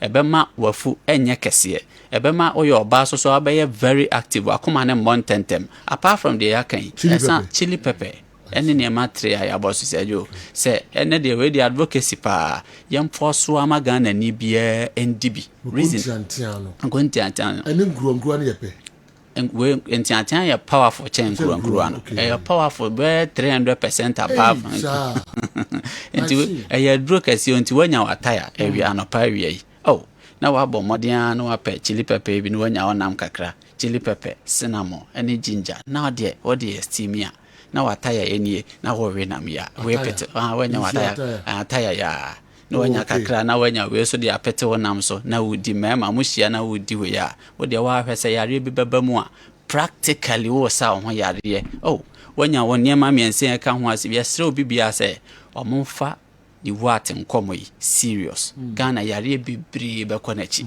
enti ne ba ya se ye scientific system process bi a ye ne ye mfa ne ma ni agro ye hwe yare no ni ahwe ba bi efri ba ni ahwe kwan pa be fa so treaty a yare ne kwa ema bi ataya ase ti ya wanya wataya kakra na ebia wonam kakra wonchen wode eyi apete so chili pepper cinnamon ginger nti ebia wode apete nam no so mfa de bia sa fa sa de ne chili pepper cinnamon ginger wode fa dan o steamer na fa steam nam no ne chase di sa aduane ne hwe o diabetes no hwe wo mema sem no na wa anka sa odi adanse puto no raw na opoto no raw na wontimi hu quantity pa de ntia ta advocate for powder no say dey be obetimi asusu ni ye for wontimi enye overdose nti teaspoon ho nkomo na yedi no na atreketekete no wosa ebia teaspoon each na de afra unzu na asa wode aganishe onama na de bibia perfect combination. I see. Pato sabutie mono mataya de nema frafra rough e wa santino tan wono wo de dia taya generally ti said that be kan ye nuane bibre ho no mo a eboa ni padua no but ye nim ya abuse no ye dibro so sometimes we under eat them. And he said, yeah, when you be a obetima church or sunny many in our son for sweet me boy ye pa a maniama commanti. It's 13 yetro ginger, chili pepper, and a cinnamon. It be a 2 weeks, no break kakra. One person moyeno in the form of tea no. Ye be a casse old ginger on a powdered form of her, and a cinnamon so on a powdered form of tea. Onwa in sono kakra, o de mekono betum. Mekonunya dried one ibia na abem kakra na afede hiti wi ana wayi ana wasone so na afede o ginger powder no 1 teaspoon na cinnamon powder no 1 teaspoon na dia fra anopane anwumre o ye ne be 2 weeks ana wa break kakra na wa hese ne o system be si age eduro no enti won say difference ni changes bia be mu and then after bia a week or two no no asan asha ase bi general number ni 0244 08 76 87 0244 087687 0244 087687 ni what scientific hospital Kumasi Atonso Accra mile 7 pressure stroke diabetes anase bibia how bia na wo mu nsembra ye de abafu nim de kwa so na yenye sunsum nsem ho mo bia me sunsum nsem ti general me da say di bes nyame adoma next week we no owo also ye person otwe ho free we mu kakra nyame adom after next week no ye ba ba kire de no so be boa we ye bema uni also obetimi ana wo also obetimi atiki bi general. Okay, ye madam wasi Aniwat Scientific Herbal Clinic for Kwachi and Dr. Paul ono da bia ba ne ma o cher muniso na ebeboa wa mo fra numbers no na mo ni what impenifo enso etwetwe enkomo ye to aso de amamo Kessben television Kessben 93.3 Kessben 92.9 Accra and that can see as which top player did Hartlepool which top player did Hartlepool get? Yeah, the supporters were always at the stadium. Ogum's here at Kumasi Asante Kotoko. He had the following players at his disposal. Yet the supporters were not going to the stadium. The players were Mbella, Mfege, Abalora, Gama, Lamte, Blay, Modasiru, Imoro, Agadas, Ganiyu, etc. Very top quality players. To me, our problem goes beyond quality players in the system. Okay. We every Silas or say SCB or they aba I don't know. Can you see Silas? I'm for a cost stadium, but not player quality player. Silas as a can okay different story. Yeah, cap players who were entertaining. The Kenichi Asuyashi team has Isaac Mensa Messi. Yeah, you know, Kenichi team no. That on the first game at Accra Sports Stadium, I was there. It was a game between New Adubiase and then House of Folk. House of winning 1-0. Sama Atenamo Accra Sports Stadium. That team had Isaac Mensa Messi. Why did they name him Messi? It is Yenka se Kotoko need top players. Yenka se team is need top players. That's not what we are saying. But Yenka players who draw fans to stadium. Okay. Nasema Yenka. Nipa Enko Stadium no. Papa. Good morning. Why should you expect supporters to troop to the stadium when referees poorly officiate our league matches? Look at how teams have invested in transfers, the likes of Asante Kotoko and the likes, and you officiate so badly as your medium used to telecast for us to view. Papanova, Accra, and so and Atue Amanewaha. I say referees nika ho. And Manko for on performance, no. Yeah, we've been on Tiasi. Okay, referee Emmanuel Lechon, say, Nakopadum, police, ya promotuno. Referee Emmanuel Lechon, Abe inspector. Wow. don't know, you. I want for the hat to folk, and you come Asante Kotoko, referee manulation, and a handle here. This is Yakupadom, obey inspector, or Ghana police. Service, some kid to correlations. Also, all Tafu, or Batafu, yes, or call no, Reverend, congrats. Inspector the Konim Papa. Yeah. I think Champions League in Kakra na playoff matches and also bebaso draw no anyone sense and Europa matches and so bebaso Kakra da fi yemfa local source no ma metros ma me chance in free no come chance na who make credit my parents and who to make okay be wadaroma ma me nyane brief. First of all, say say from 1st to 8th after a league phase, about 8 matches in a year, from 1st to 8th, automatic qualification to the knockout phase, that is the round of 16. But how do we get the remaining 8? Babeka sa 8 qualifying from the 17th to the 24th. Na drawn beba so nyame adom achina anopa dubako enombe draw no na wohwa draw we draw so send umasi ahyehye no nti no ubenya a fair idea as to why ne be share. First of all, from number 9 to 16 no omuntumi share, but them paying for aya de ni e kamia ko so obia as we speak wo 2 teams that wonim say we ana ye fa omomudi 9th and 10th na ombeshia omomudi either 24th or 23rd inti mamenya ne simple mfama team e friend Atlanta ombetimi ehia either Sporting CP or Club Bridge. In the same way Dortmund enso betimi ehia AS Sporting CP or Club Bridge.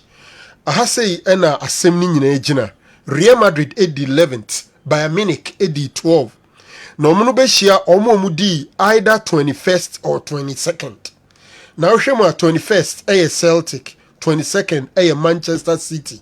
So what it means is that Real Madrid will meet either Celtic or Manchester City. In the same way, Bayern Munich will meet either Celtic or Manchester City. Now City for no asem the high drink kakra because of opposition. City were 2 teams to choose from, and also likely some may meet you. City will either meet Real Madrid or Bayern Munich. Into City there, Manchester City Opompo Obeshia a cathedral of the Champions League. Either Real Madrid or Bayern Munich in Umbeshia already don't any City there fi be sign power. Hey, enso hwa enso fa wana ho manyina you ama. Easy. Round of 16. And rom ho ultim se pressure almost so. I measure gadget anymore. Na oyemo. Yeah. Emra ball to the net. Oh my God. Pep mum there. I never made there. O ma hu say asama to no. Or then who shake him almost support Club Brugge. Wow. Omo dino Club Brugge, Bican Bruges. Okay, Brugge. Okay. And then the power ni Jimpa. Mucho Chelsea show mo 3-1. Against the water now yet. Wow, I don't know against ni nyina. Open the pa bet na ehwe sa ball, you know. Non petit City free mo. Yeah. Omo Chelsea City free. Adentia, wa share Chelsea 3-1. Oh yeah, no one I already did it here. Onyedika. And just who move. Some of them. Madrid ne buy the treble. But City, generally say o must have pick you, o must recover. Inti Ancelotti say or two on person will be share City. Okay. Honestly. On say how much you the now say dey ba ko e football mu a e ya na ni kan say one hwe o mu break na o mu nshia no ma pick form. France and Brazil 2006 World Cup ni bi no. Na France team no group stage bo mo hwe. But they had their best game against Brazil. And on the couple not 3-1 against Spain. No, on the couple finals. E to the be a team who say Real Madrid dey bre e group stage. But to be who almost share one no more ball naba. Manchester City beat me because no matter what they still have the materials. No matter what. As a trainer say, Real Madrid Bayern Munich City, one of them will fall off. Oh, the playoff phase. Yeah. I want to make it to the round of 16. Real Madrid, Bayern Munich, Manchester City. baako bɛfirim ɛwɔ that stage no mu general ha so yɛ interesting AC Milan the 13th Paris PSV Eindhoven the 14th ɔmbɛhyia either Juve or Feyenoord. So what it means is that Milan betumi ahyia Juve or Feyenoord and our PSV share Juve or Feyenoord. For Team Juventus, it's possible we can have an Italian derby. Nebia Milan Juventus wakupium.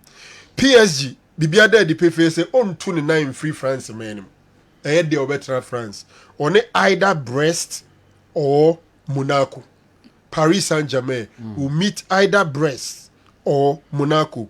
Benfica and Subishia either Brest or Monaco. General Nti so far say the draw no likely to go a China anopa dubako any be who say why anyone a bebo. Yama man for some tia say unlike the league phase unu obibo ni uhoma onkona win we the ombebo home and away. Nti the ebe draw against no no bebo 2 matches.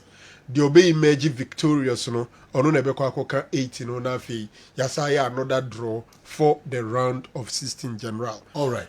Akwasi Clement Amunitions man Tafunsha so Sergio, apart from other field works affecting the quality of the GPL, this message goes to the NSA to protect fans and supporters from the sun, because the sun in Africa is too hot.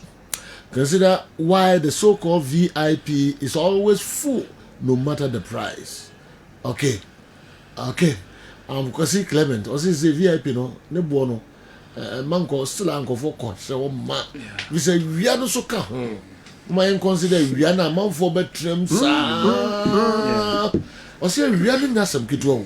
Easy for players, any quality of this, quality of that, referees, why? Ni na ka ho kakra de ba we are na nko for court. Potutu. Late night games no so boa. I keep on saying say most of chess no so you to hanki miensa ansa na wapepa so e kwa to hanki miensa adana abeto ya ya to hanki miensa NSC moji sa events sika no free clubs no sika no motiti bibia omo friend say kra moji film the stadium owner fees a facility owner. Okay. Yeah.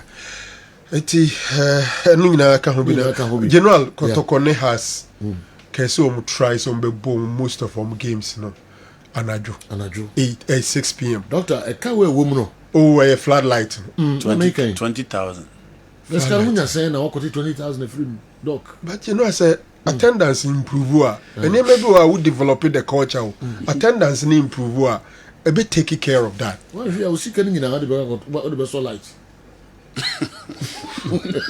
We got 18 matches, yes. Right? Or 17 matches at home. Yeah. At home, times 2, 36. To 334. 34. 3.4 billion OCDs.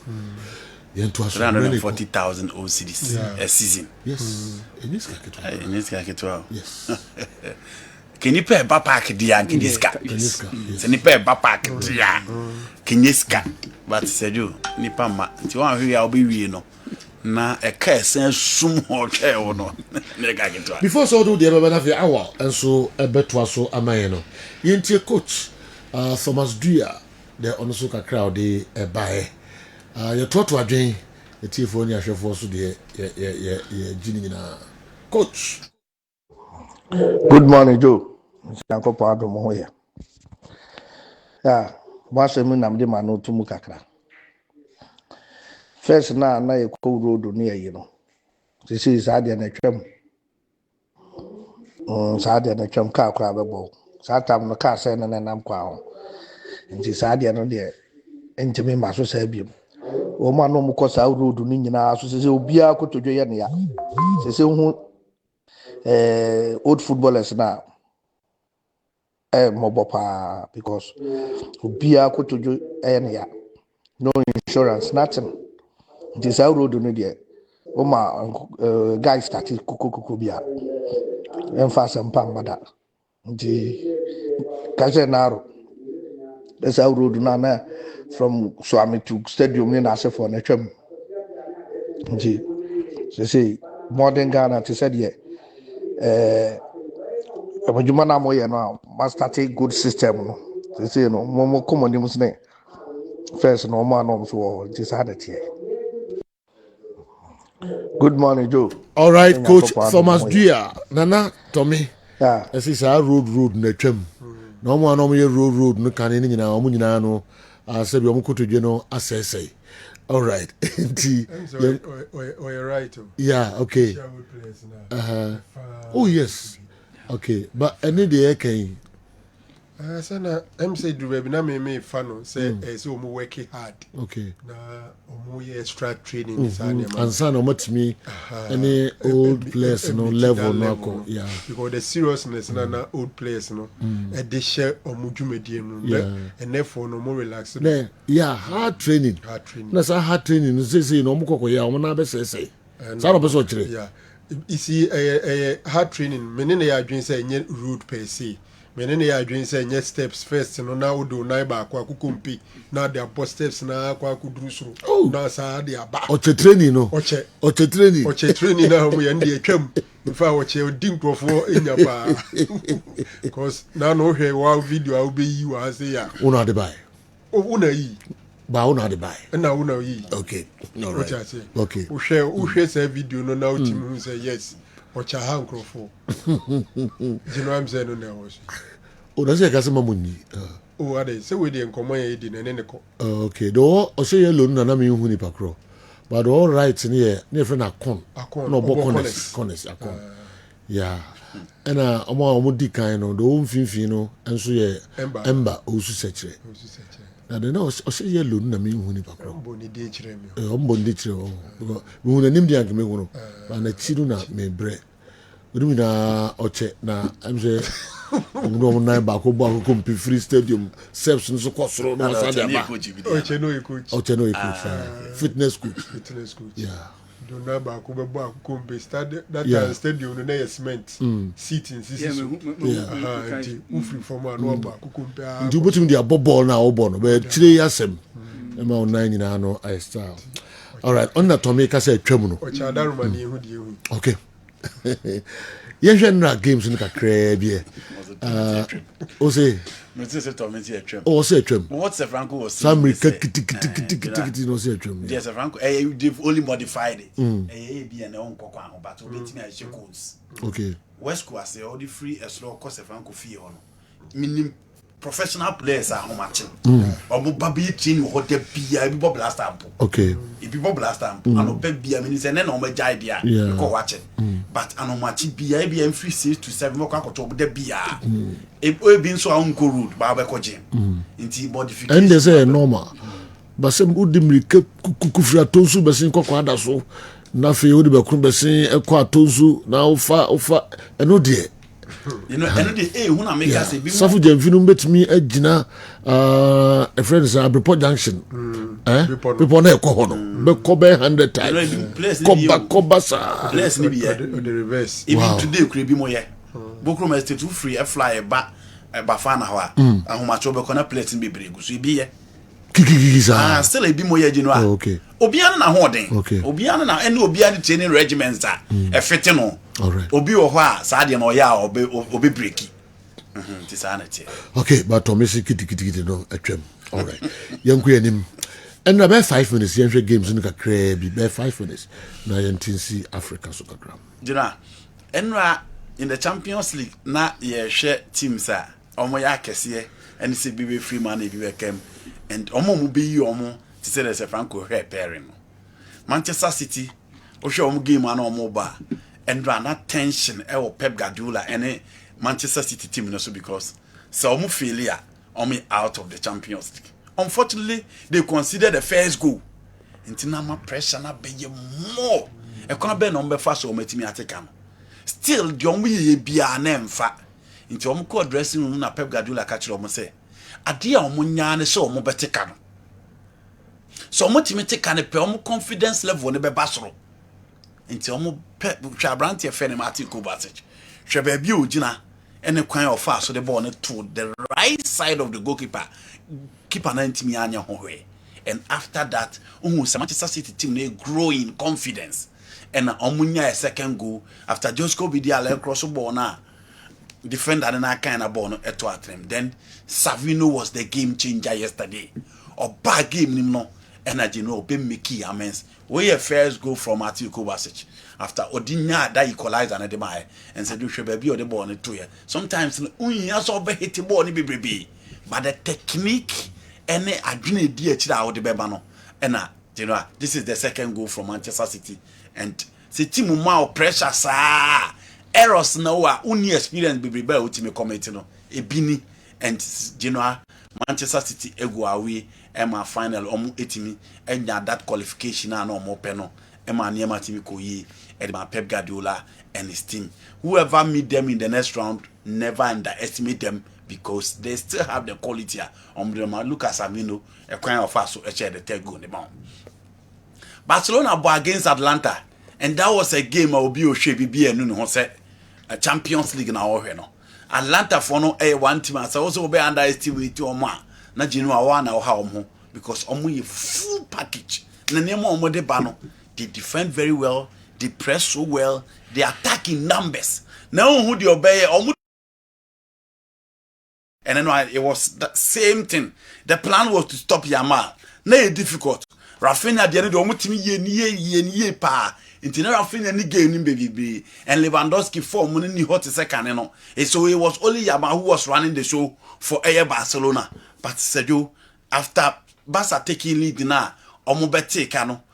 Again, Barca sabe taking lead in the but Atlanta for natural said this season almost lesson from their previous games against Real Madrid. Sana games ne koye ye no na vini awene e dia Madrid. But this time some share the young talented Barcelona players na. No share the level of maturity and experience.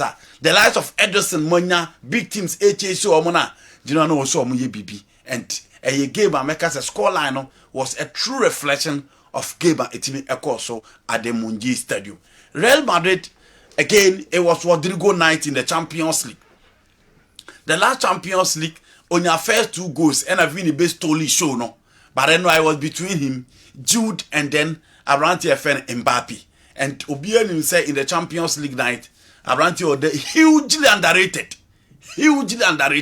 within the Real Madrid setup. And then one said, Jude Bellingham said, Omo munim game nim na ebubodi na no ma ina free and said you and run any difficult game for them. Okay. But once again Osa rise to the occasion to show say in the absence of winning and a Champions League night and Nema Oyen or Champions League dana general and on the 2 goals e kan ho Emma Real Madrid say almost about beating a year almost hwese obubetimi e share Manchester City or the Celtic to say there say Franco Naro and so etim e kan no you know teams will be a bomb within Aston Villa and then Lille. Yeah.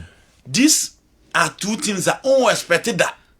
Seven be omudu or no mubedu. But at least I never come who 2 teams run as a Champions League, you know, say you know potential teams, make a potential teams. Teams na ya na mpempi oboma big teams ni players at Tom. One way or the other, out there who's omunya chance ba obo performing. And Lille obviously will be the surprise package because beating Real Madrid, beating Atletico Madrid at the Civitas, and then 6 goals against Feyenoord.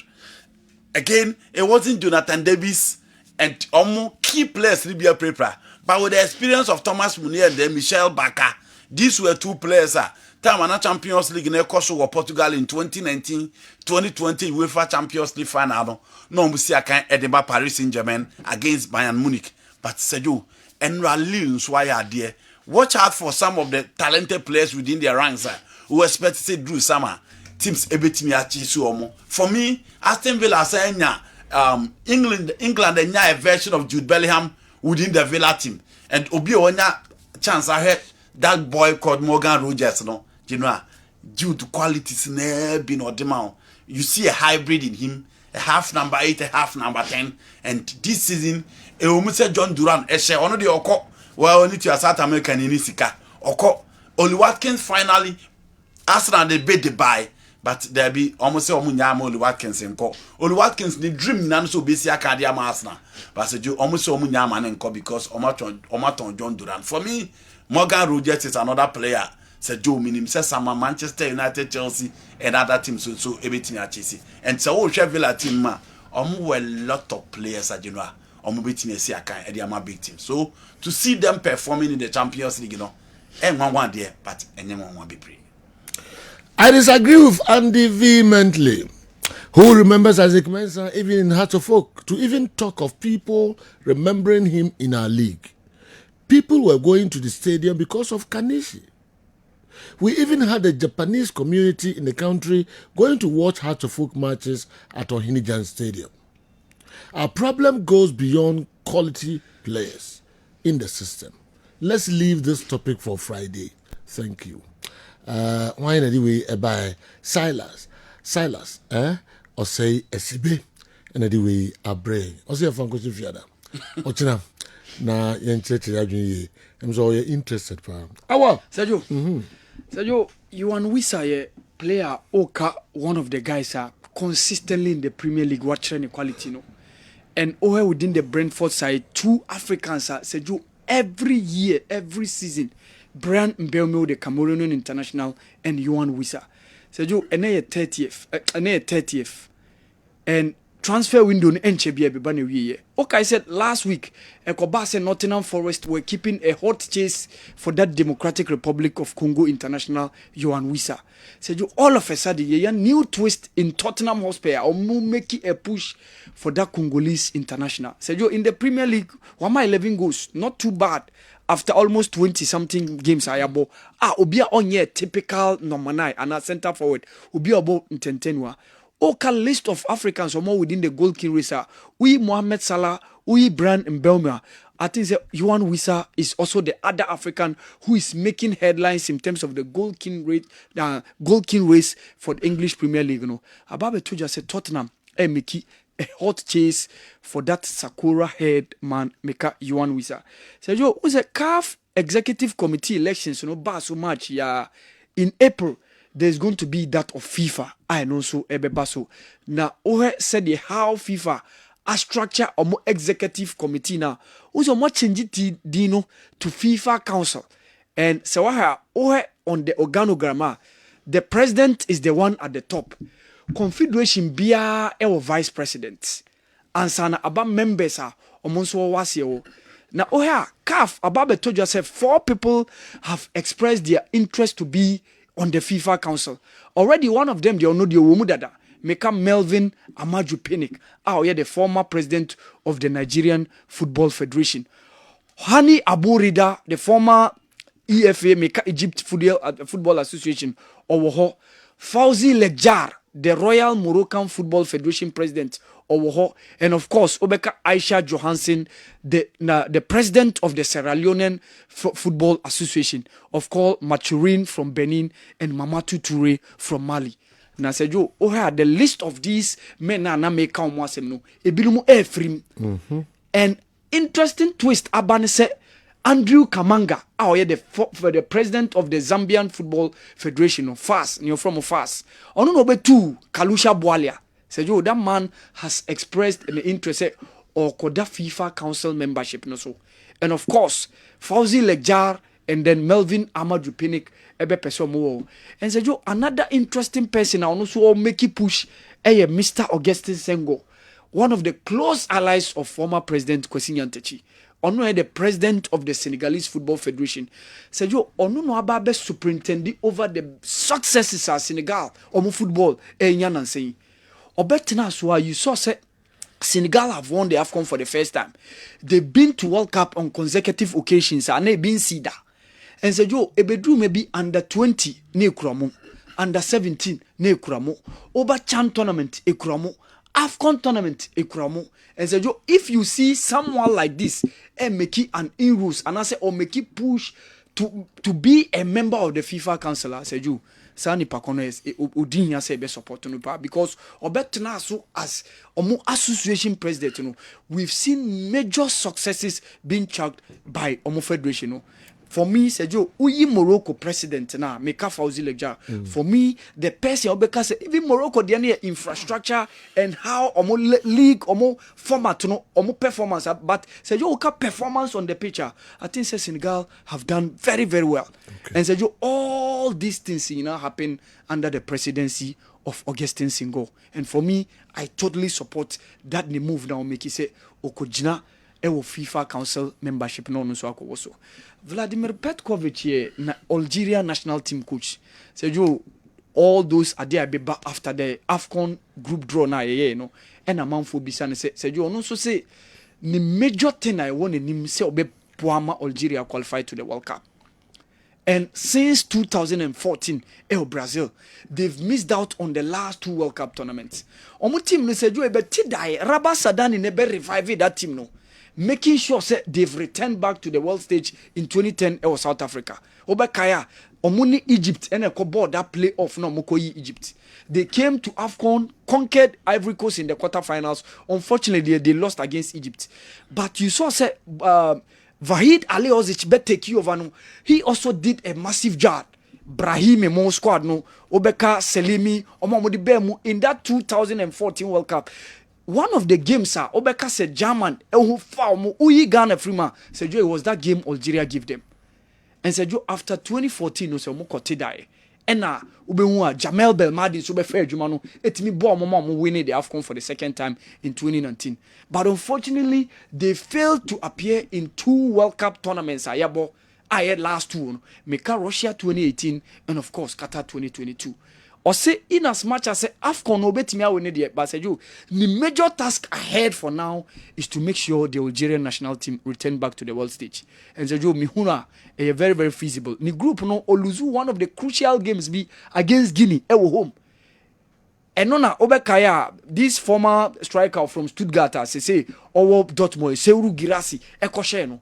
And said, Joe, that game but quickly he recovered back. Okonya a very good win against Uganda and the likes. And Amawa back strongly into that group phase of the FIFA World Cup. So I think that target now was set no very very achievable. And Vladimir Petkovic pen quality can be capable of taking the Algerian national team back into the Mundial, especially yenya huge numbers in terms of say Oka contingent Africa they confess A5 CCI9 no meji say obetimi abo adwuma no amama qualify Sergio. All right, Awal Mohammed in the room ewo Africa and so kakra no ye to aso de amamo enche kwa Mickey Besan the local stories no kakra bana ya twetwe ho enkomo fa de bra enye late kra 0551599933 0551599933 and afi videos no so enkachi uye ni yi nkwa de a ye be show amamanfo ahwe 0244263902. Good day Joe, I agree with Andy, but at least we have had quality players some few years back such as Tariq Jibril, Winful Kobna, Stephen Oduro, Nia J, etc. Just look at Asamoah Boateng striking for Hartlepool. That guy is too sluggish, and I don't care footballer. He just walks up and down in match games as if he's doing beauty competition on stage. Gone were the days when Peter Lamte, Anna Sedu, and Dan Owusu will meet in the Black Stars camp and challenge each other as to who will be the next goal king in the Ghana Premier League. No wonder Peter Lamte won the first ever Goal King award with 26 goals in 1973, which also saw Dan Owusu scoring 26, 24 and 28 goals in 1974, 75 and 76 season. Obidiye quickly say no boy in coma. Now monim say no other person than Kwabena Black. Tema. Kwabena Black that's pa. Kwabena say 17 o'clock now. We are this year, but next year. Now Kwabena Black in 70 years. And our bro.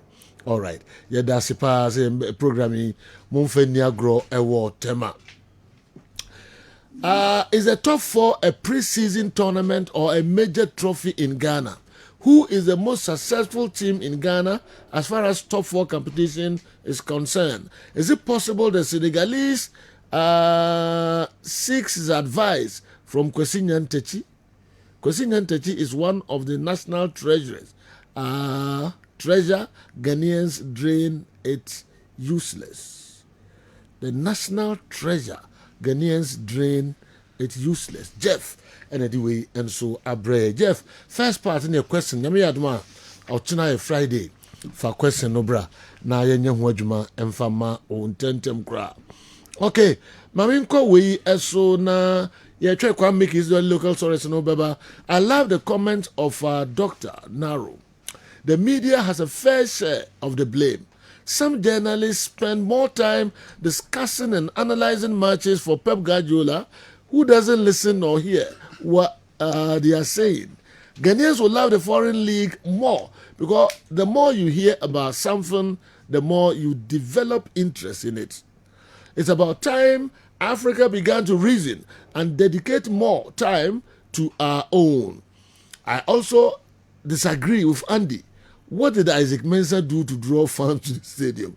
As for my question to the minister, I'll ask him how much he will invest in the GPL. Africa must reason. Anyway, and so our brain, Africa must reason. Africa must reason. On the way, our brain. Yebejina so na yede akọ eye Dawood Heba na yene omoso akọtwe nkomo kakra yeba local source nkwa na besan de aka ho amamo Kessben television Kessben 3.3 Kessben 2.9 Joe, please will they add the playoff goals to the main goals to the main goal king chart of the Champions League? Yeba ebe we are no and so the amount Shankus General Edzen Yamiado Bibi come on. Ede nyango pa uko second one ana wifi second one no okay dadana okay I fast dodo General yeah so I say call Guinness for book no mu so yeah no who then say between 4-5 months na obano awo yeah we are saying you ututu anoma ho na they be train before anoma baby and no kwama the home from an ball no one fay okay did that right but I say General well yeah check for the team for you there akwa boji no yes so to office so who was the day the Shankus got you back my intercepted the messages be yes na da obedru ha no na ebe shock no and then by next week I'm okay, sure say Omra match no about okay yanko but as the General I was sure for that would have hospital and ohe sabri and them say more hair platforms are hold also and there's we are saying share and there ya wode ye be chia pom de monsem because sports are general and in the team no at the bro no a physical activity enti bibia ni a ehia hoden obi timi ka say sports manager won pa nso bi wa yare enti edru sabre ya the way a general any team no educate no inform we no entertain no nipa ne nya kwan enhwe that would ever hospital say bomodian yare bi e ha obia apart from any yare kai say you go so ye dwumaden ewe hospital ho ye ka so obi dedem obi wa na dwen nyina ne say de adru di asa hospital bi enu ameko bio because baby a wote ye dro bi nka hospital bi agidin ede ne koyen so still de tie anete ko akoma to yem na brother would ever hospital ayaresa no eguso de hia ne say obefa ka besi Kumase obedru Kumase a no wa fa edwo ka ye wa edwo krapa Metro FM building name ehɔ ne ye adwuma joda kusimemenda na hyew bomoden abra eniyare nko an ye nhwe enti yade ahodo aka bia no to anamo na fabra saw ye oba anase be man fa so wumfie na kwa anim anase wo ya brantie wo ya babawa obedura Dr. Dawood say duama yaresa odi dua na be saw yade ena ye nhwe prostrate yade a eka ye mema specially mema ne bebre guy ba ko amande twam ya nyame adom doctor treating on ya hye ne rubber Dr. Dawood edene two treatment so Monday ya na yi katita no na in fact bema bia wo hweye bia no that is kafra se bia hye rubber but enkechi Dawood eba hospital say bema bia wo hweye no how bia wo chimato bia ato wo mema sem no wo de to anamon bra bema bi wo ho a na ne prostrate no eho atochema ida se emu bebie eno na broni kan se prostate enlargement ana se emu ekura bam prostate cancer na your prostate no se eho tochema eha ye wo kwan bebre na so eha ye wo ye dwunsom etimi medru anadwo a wo dwunso toa so ntentem mepa cho eni de kwan so saa dwunso anadwo ye dwunso bebre nye ni nyina na ye diabetes ebia na o prostate no ho aka enti brother would about hospital doctor that would enhwe mawo etimi ma wo ti yawo ewo usisi mepa cho usisi mu o ti yawo pa severe pains ebu a okon oti yawo kom nye ni nyina obi o da sori a o se madam kon so mesro to ho anamon na bra Dawood eba hospital na Dr. Dawood enhwehwe nipadua num enhwe se prostrate ne ho aba hawana etimi medru ba bia obi timi fro se doctor me ne oba hie mu na se me ho sane me ya me hu moja ewom obi timi dwen se bia na infection mesro to anamon daddy na bra Dawood eba hospital na yenhwe because sa wonu oba hie mu na se ahobaye nsuo no moja fremu a ede how bebre na na eba enti no mi na ne ba enti brother would eba hospital prostrate no ho tochema etimi de saade ne ba etimi ma obi nso wo ho a odwonso a wote se ne ba ma mu hyehye no odwonso a wotimu so ba ma ni mu hyehyew ana emu ya wo ya emu ya wo de obi wo eba ne saa no akọ ba bi etu aduro no akoto aduro bi se manya infection enti ne da bia doctors forecast self medication e ade a ehu unim yare e hawo no akọ akoto aduro e de hawo bebre enti be ma wo hwe ye daddy menkansi wasoboa be ma bia wutie sabre Dawood aba hospital say o prostrate no ho atochema bra obi de no ono e hu se dru ba bia wo dwonso o te sa dwonso de no okogina ho so dwonso ase me ba studio hey na dwonso ni mpie dwonso no nso se the way anyame ye no se dwonso no waste ni nya ba na ebeta bladder ni mu a ese se adwen no communicate e kire bladder na ese se fa urethra ni mu na epie but ye ka se obi te sa dwonso de no na ya se ye ne ya okogina ho a odwonso akakra bi na aba ono anso timu sa dwonso ne bi akam Dawood aba hospital say wo de to anamon na bra wo de no ote sa dwonso de no de aduru ne say ote sa dwonso de na wo se ne ho nyina ase esi de bia areho nipa bre amema bre to anamon bra Dawood aba hospital obo a prostrate yare na ewa abusuanim ebi fra abusuanim obi nso wa ne de ne age emfi a wadi no ene de sa haw na bre no obi nso do infection na de sa de no ama ne prostrate ne ho atochema ena bema bi wo ho a bema wonta nye sex me pacho tie ni ye bema bi a ebi ana o empaso agudie no onta nye no nso timi affect o prostrate no obi a o we namu no bebre obi a onom nsaden ensa no odin obi ope alcohol aw nsaden ana smoking excessive smoking obetwe saa hwe se wasi obi ye de catheter apase ne be mamu da anka o ka kire wa o bedwiru but Dawood aba hospital say ye de rubber mpu ato be mum se dwua de twam ya ye nua be ma no wadi be 32 years ya send catheter Monday ya ena doctor treat na ye catheter no enti wo de bra sa wo de no ebia na emfie na kwa anim na am ya so rubber wo ba prostrate no sa wo dwonso a wote ena prostrate no se etochema esa affective e wo mpaso agudiem erectile dysfunction be ma no sorry a wo se na atofom enti aya ni nyini nyina na ye diabetes na ye sa de no enye ni nyina nso na kire se bia wanya gonorrhea na syphilis bi enti na Dawood aba hospital da bia ye ba ye ka kire wo se wo de to anamon bra sa wo hwe TV na Dr. Dawood number no go screen ase mo amo tie sabre yin so no obetimi de doctor kasa me no kasa ye friend no 0244 88 6437 0244 88 64 37 0244 88 64 37 ofra ya de bia e ha obia no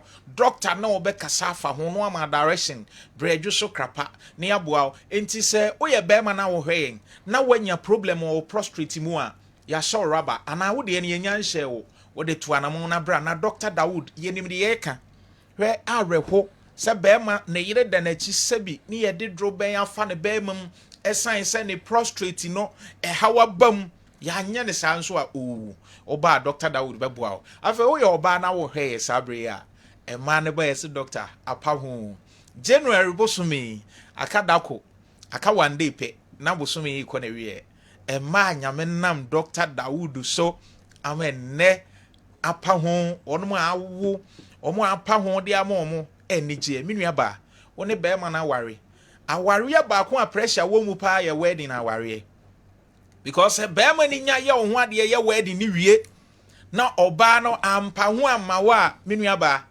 aya na echirensem dawson aware bebre be ye wedding na wie na agu echirensem no obekomu no be ma no so oba no sebi ontimi nwo ya kantam age se owuo ni sei na beba enso ni nyina echi no be ma so ba asase so sebi di ohwehwe ne se oware wo no eba bi bepiem enti ya wo ho ayede ama wako hospitals doctor say yeah test hweye no ese bia na fibroid oba Dawood ba hospital a ye nya surgery ho but ye beboa tumor no the way a form bia Dr. Dawood behwe say ye infection me can na mabo infection because a man bebre bre was high infections in ho ebi dey genital ward ebi dey syphilis ebi dey candida obi nso dey ha no ye syphilis and afi gonorrhea mesrew oba bi wo ho asabi obu ne nsa no hu saa ne ma no na ya se be ne ya kopem se bewie obi kura nya ne menses emprenu ansa na bosome aso menua ba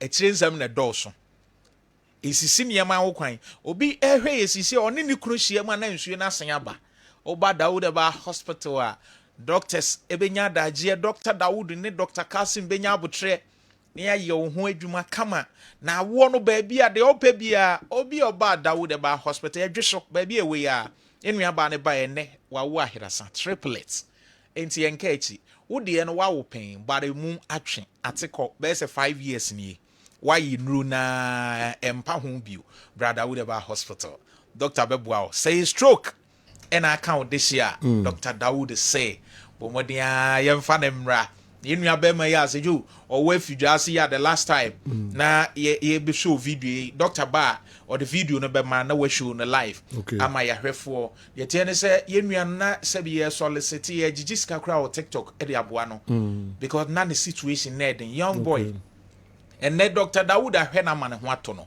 enti say stroke to anamon bra be man so da fom timo be man pagya obema na fon akase kete so te aneti bra Dr. Dawood wo see a pagya location no we so krapa Metro FM wa na Dr. Dawood wo ye adwuma joda kusi memenda me say apart from any yare de aka bia to anamon bra ulcer typhoid hernia asthma ntehyewa Oba Dr. Bebo number is 0244 88 64 37 0244 88 64 37 Dawood Heba Hospital Duamarisa General Dwabuso Government Hospital omo hwe life ye che omo ne commander immigration commander DSI ba and afi Inspector Jima and Dwabuso Western of say you all start say Dwabuso ye chia omu nyina edase yesu ye bedase pa ukwa mechi abojuse onkoso na onsayare no emayen papa ne hunsem dosu de bata adwuma ne de masa odem bako edase hey eja Dauda openi Dauda all right you better was actually. All right, my friend numbers no na Dawood Heba woni omo ni nkomo na yare ahudo nyina no eja Dauda ene ne dom be yefri ho e de amount Kessben television Kessben 3.3 Kessben 2.9 Accra DSTV channel 364 Go TV channel 121 kwa Mickey trust na fe or the local stories no and so abreye. But the problem is Kumasi Asante Kotoko will go to a difficult venue and win with cheeky ease. And it will raise the hopes of the supporters. They will come and fill the stadium. Most of the time, these players end up disappointing and killing the supporters' hope. It's a big problem. I say, team no kotoko. Ako wini kama. Na amanfo ni agye afi yeba home ni abehwe employees ya na afi de keja na enkoye esa na manfo ba no mo wi aho but an say so the sentisa so mo wini ato aso bebre. Yes, last game mama sheni na draw back. Yeah. Mo wini ato aso pi enti mi hu ade kro jamsko message we no me nyintum papa visa nan say Dr. Ogum and in Branche no omo wini ato aso sa yeah. Still among for my stadium enti dey na we dey o san kadia fa we ho. In the 60s and 70s, the team's second division sides played curtain raisers first before the senior ones to entertain the fans at all the game centers. That helped us to watch 2 games at a time and had much talk about without even thinking of the scorching sun. Officiating was good. Was super good, irrespective of the referee. Club owners, ESCO members, coaches, players, supporters, etc. affiliations. Okay, Kofi answer na way a free Toronto Abrayen. Kaneno na junior sides of the clubs no modin kan Asia ebo na emamanfo ni jipa. Enti na wi na ebokra no a ase won ti papa. Na say no one game pe na mobo. Nti ubaba betra ho saa na wi na be show de. Enti Kofi just say more junior sides under 20s no omunin kan mo ansana main teams no abebo say nya obia na dey na 20 kra bebo a say kotoko na ha to fuka under 20 side of kotoko no nin kan more game not necessarily with team na on any bebo no but obetimi one team be edin kan ball the crowds on ba be hwe sa game because yaka kotoko na 20 and 20 and 20 Inti ye pese ye hwe omo si no omo so city. Heart of folk junior team omo te say in the clubs na more junior teams no. Mon sheda more matches before more main teams no be ball. And also be draw crowd mo no aba stadium more. The Kofi Toronto also dey abandon. Kofi dey no na nanka GF ni introducing this year. Say all clubs, all Premier League clubs should have under 20 teams. Say the bia kotoko go tu kwan akon so atrema no dey na 20 team ni be ko. Okwa no ni so atrema na 20 team no enso abo.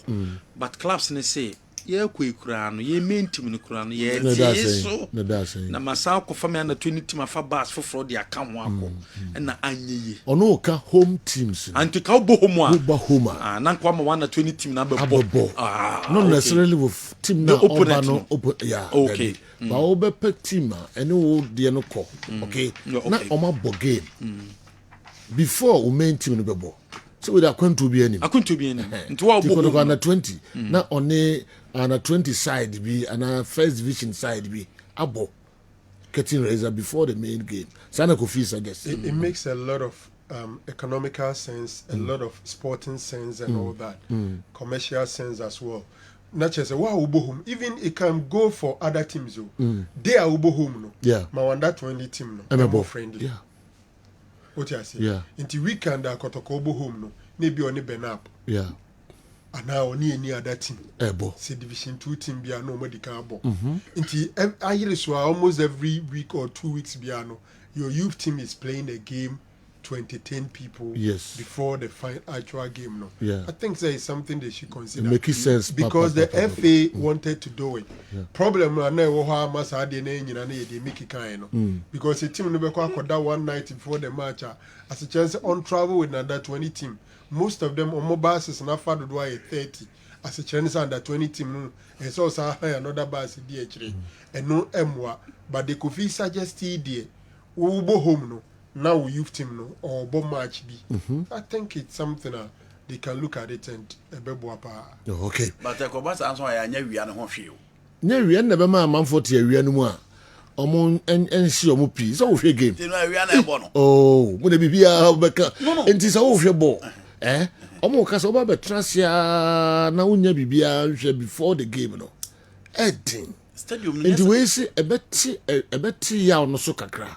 A real bo fine, but oh, your boss Okay. But the suggestion is not omoba na omoti awia mu na omunya bo onhwe.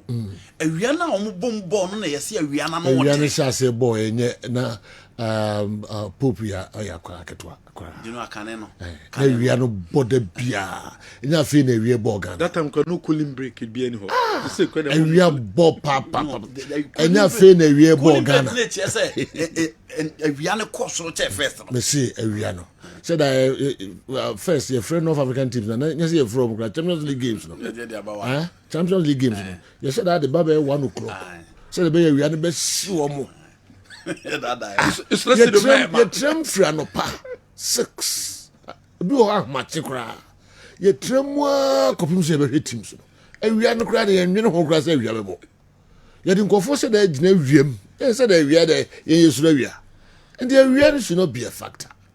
I don't know they cast a bonny on number. Awia should not be a factor among fans in stadium. The make General, awia no a factor. Awia a major factor. Aro, afi na awia bo Ghana.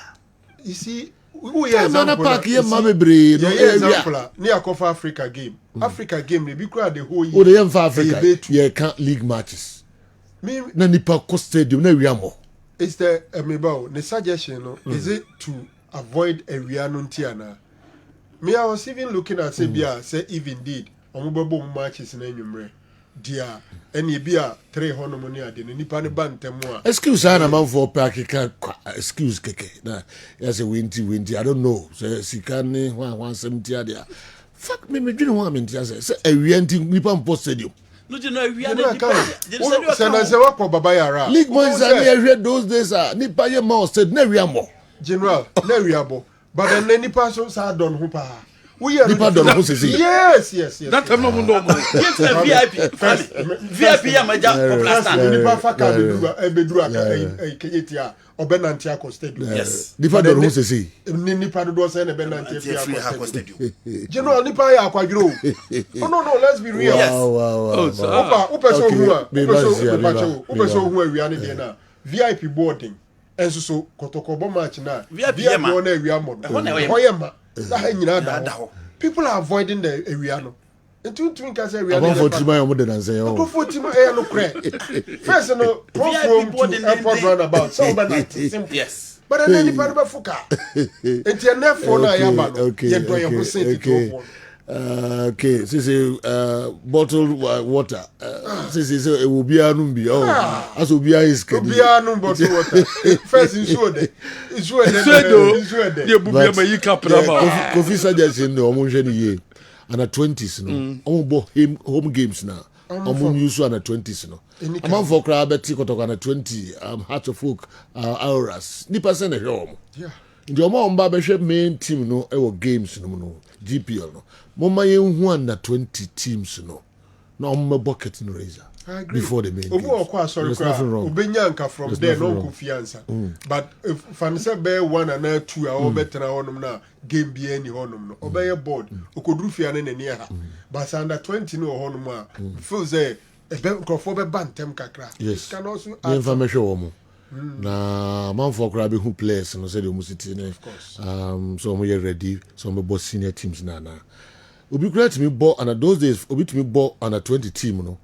No assign a call run home. Was the main team no some feature. Yes, Kwame one should be. Oh, you know, I'll be a running commentary for so many years. Okay. Yes, you know. Oh, as a grand here can now also why sports 25 years into will be a man. No, obviously. That Obieno, let me know. So I call a man 25 years of experience. All right. No. No. Production was stories be this way. Okay, so we are. Oh, yeah, man, 25 years. Okay. Me, I'm not sure. Yeah, call Dr. Dawood never Kratoka crave. Kwame Yaba now the local source so abre. Now a Komna Black. Or see next month Obenya 80 years. Wow. Yes. Komna Black tema. It may call 70 or see 80 years next month. Kwabena Black. That all the messages. Do the messages ba pa. Heart of folk supporter no. Kwabena nyankopo ehira. Na me ehira ne pa. Na me ehira pa. Na still ultimate monitor programming. Na o contribute. Oh, yeah, so happy. Next month ye per day no. Na ye no nyina a celebrate. Nyankopo ehira pa Kwabena Black. Oni Kofi Toronto. Omo boboso. Ade Kofi Sunyakola. Kofi Sunyakola. Kofi was 70 plus. Your friend Kofi Toronto, yes, also was 70 plus. Yeah, near Japan and Penny Fossa. Omo. See the numbers, my Mickey. Yes, yeah, you know, okay. Yeah. Now, me, I'm from the. When I are in charge of Sunday. Me from no bra. Nana would you hear some bra or my bomb bro me 18 years. I don't know me correct. Me come grad you obechu. I don't know be some say. Me dey na be some me na me ko bisa. Would you na onka so obeju mo number ko bisa. I'm saying January different dimension. Of need dimension bia ko boda would ni anko. There was a pressure and stress. E manipa e ba ko kwantem. Na when any pressure will be yes. E nipa won dem ko fear stress, pressure ma di ma omo yire no omo busuafo se sia ino abakokra wo sa pressure nyina no uni bi me ba ma pressure wo I was zero. pressure me no I was zero. So and no na o pese obeka o de be kwa fa Dawood. Okay, here go Dawood ever. Oh baba pressure. O de ko Dawood. Dawood ever. Your friend Dr. Dawood. Me na me da Dawood Heba Hospital ano. Na enam me so enane Dawood ointment. Dawood 360 capsules wodwa manso a ene obi adi hu adanse. Na du wei edutwem. Dawood ointment. Dawood ointment o se fatwi na ebeko. Ofa Dawood 360 capsules o se sisi na ade wom. Na dro mienu wei e adwuma bom. Obi a osisi ye o yapa. De obeye ne se, wo de Dawood ointment no etwitwe osisi na anopa ene anwumre a. Na nsa bia no na wo de bia bo asawa, obetimi de atua. Wo dware wi a fa Dawood ointment. Wo de te ne fa sra. Ta bre kro na no, na wo nom Dawood 360 capsules no anopa ene anwumre. Na danse na ba amane, wo de enko na enko ti adanse ni bi. Dawood ointment. Edrowe me straighten and welding. The toda me po djuma na me honam nyina me hu bibi enyi. Ba se minya sa Dawood ointment we na me twitwi a. Na no paso binya Dawood 360 na me no mo a. Eze kwa le me ye adwuma kura se kane no. Te Edrowe de edi masema ma na be di so asema ma. Electrician na ye adwuma ekofia yentimi na Dawood ointment. So ye adwuma na obra okodru fia fa twitwi ade be che no na wo haye den Dawood ointment fa twi keke na ebeko. Ram use for mama hode pa mama metumi bo adwuma bibia e kama e mama ye. Dawood 360 capsules. And a Dawood ointment. O memre we no na do we no so twitwi wa aposo e be ma ya oni nyina afiri o ma de extra tumi be bo adwuma. Dawood ointment fa twi na ebeko. Da bia amafo company da wo ka mu sa ko spreader. Me secret na nu ani e bugdo na ani Dawood ointment ene papa me sole anopa me di twitwi me sisi achi me babia he me ntebre secret ni nie ti so person at some ya we use Dawood ointment. That's the secret of my taxi driving.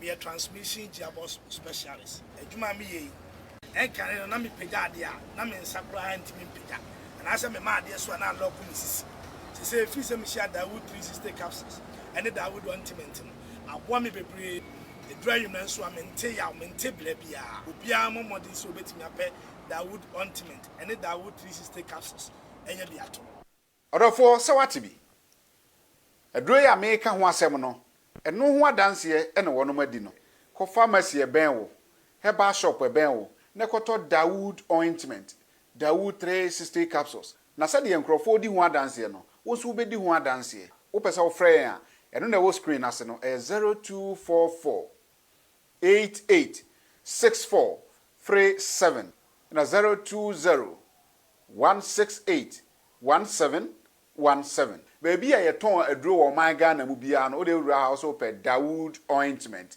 any Dawood 360 capsules.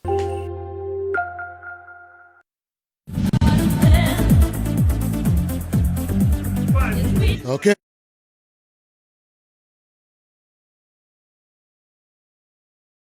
Say kwa Mickey the local source kakra beto so amai me usa see do Techiman and so the messages be abana voice notes be aba.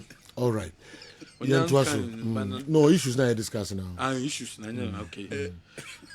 What they know already no what they want some to jada no pay a court and court decided say Republic versus Kwesi Nantechin.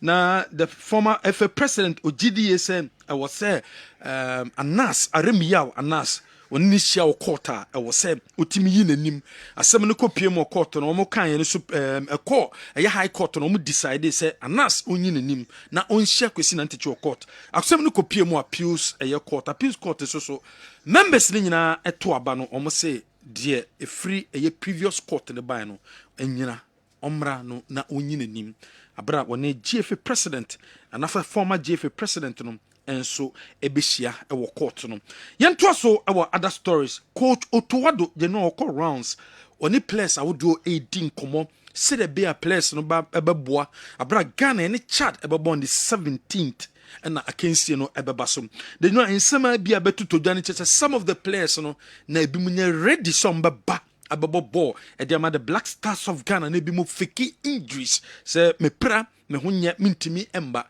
enam so Emma the Black Stars Management Committee Chairman Mr. Ransford Abe etu one among any place in Dodwana no edin komo ehu ehia se e wo se match a eden ni number bo e no mo ama Otuwado so e ko roundsam oni place no e kasa se bibia koso bi obi amfanto nchen na World Cup qualify e na ye bebo nti hu behia so ye player now ye Ghana ni nko ade a odi bibia beto nchen na genuam wonya ho fama na otima ba besia kan e de ama Ghana Black Stars no any say Black Stars diam ababeto dwawo fana Ghana yebabo aye World Cup qualify yi se Ghana babo wa Crash Sports Stadium and na se Ghana ebabo e wo Cape Coast Sports Stadium intenyan say Ghana Football Association womo at the pictures of Cape Coast Sports Stadium akwako piemu e wo CAF wo GDA say the Cape Coast Stadium no esiaye no o metime sia kan wo enu nti kabeya CAF emra na nkome inspection kakra bi emfamomo but directive aban FIFA dia ban say matches ebekoso our FIFA World Cup no the 5th games and the 6th games are ebekoso venues are ewo dada no and a CAF pese a FIFA pese bomb matches no ewo ho a mom pese besesa date ni ebia ene venues no because sekobasa 5th and 6th no your bowie dia omo our options say metimi aba inspection nanka amaman wodo no wo metimi acheni venues e dia mom but asat now there FIFA GDA said the 5th games ebebo and the 6th games ebebo no to Ghana ne Chad bebo ye bo wie ne Madagascar sa 2 games nyina no wo mu chemu a obi a venue ya jatum no and mo expect say e wo se otimi si akan no and so Sudan quite request ekoy sen kom be so mo go back to Sudan ekobo na so FIFA mpene so enam nyema ekoso wo wo man friend Sudan nti wa mpene so amfa mom nti omo so be si o makan no wo Libya eno ne hihie da om ye to so Black Stars won sansam a ye fan to just say there Black Stars yasesa technical team no and I'm so am a GFA president or their tuja say we ye Ghana ni nkwa we true Ghanaian or Saudi bibia to nchen na do support edema the Black Stars na do support a management committee no say the bia Black Stars ebetime tumpon na akonkan anu na nam so ma joja kwesi free ka say first of all crown it was wrong say GFA no president obe appointed Otuwado as the head coach Otuwado no nyade obetimi aboye after AFCON no nim contract at GFA no and then say after AFCON no wo mentimi ampam no amana metena wa bedu sam pempensuwi na GFA kase ye hia support na ye changes no wo so Otuwado de nyade obeboa Ghana George Akwesi Free.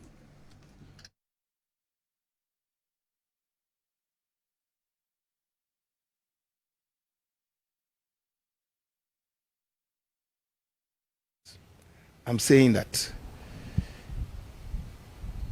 if I were in his Ket's position, I wouldn't have recruited him or hired him in the first place. Because the opportunity, when we were to play 2 matches, a back-to-back match against Nigeria, this was to qualify us to the World Cup and also to participate at the World Cup proper. Immediately after that, there was the AFCON qualifier and the World Cup qualifier, and then even AFCON proper in Abidjan. You see, the program of the national team is known way in advance. It is the same way you must plan as a football association. You understand? You cannot be planning on an ad hoc basis. So when he had the opportunity to hire a coach, Coach should have gone in for a top good coach who was to take us to play the 2 matches, take us to the World Cup, come and prepare us for AFCON, take us to AFCON, come and prepare us to World Cup, and all that. You brought in a coach who says, me, Otoado, I'm coming in to do only 2 things. Qualify you to the World Cup and take you to the World Cup. After that, my job is done. And he did exactly that. So why go bring him? Why? So the issue of whether sack him or... And you see, I have heard something. Let me say this. I've heard in so many quarters that, oh no, if we sack him because of compensation, if we sack... Look, at least I have been part of the FA for over 20 years.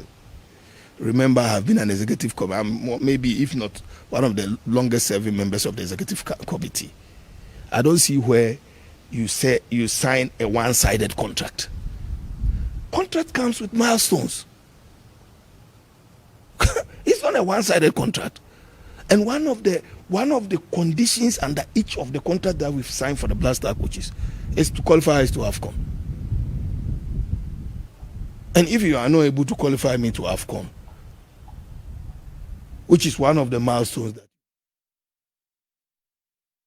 free what they at to the general mamen ko hasabo kase seto sai say the general why ready hasabo training grounds training na brante no eye hasabo training grounds no enye easy kra why ready for game a chira has and kwando hat of flyers ba bono and na hasabo wo mo de seto sai nyema oye o training grounds no the no mo de ababa to the brante no aye ready say coach no enko betimi use no for the game ye baba bona na chese yade a ono soso no abetimi esia kan ni bi nti training grounds a set osai or prepare a year papa ahead of House of Oak and a year Pando Heart of Lions game one Genoa and non so a baba cosono we any the free house as eba has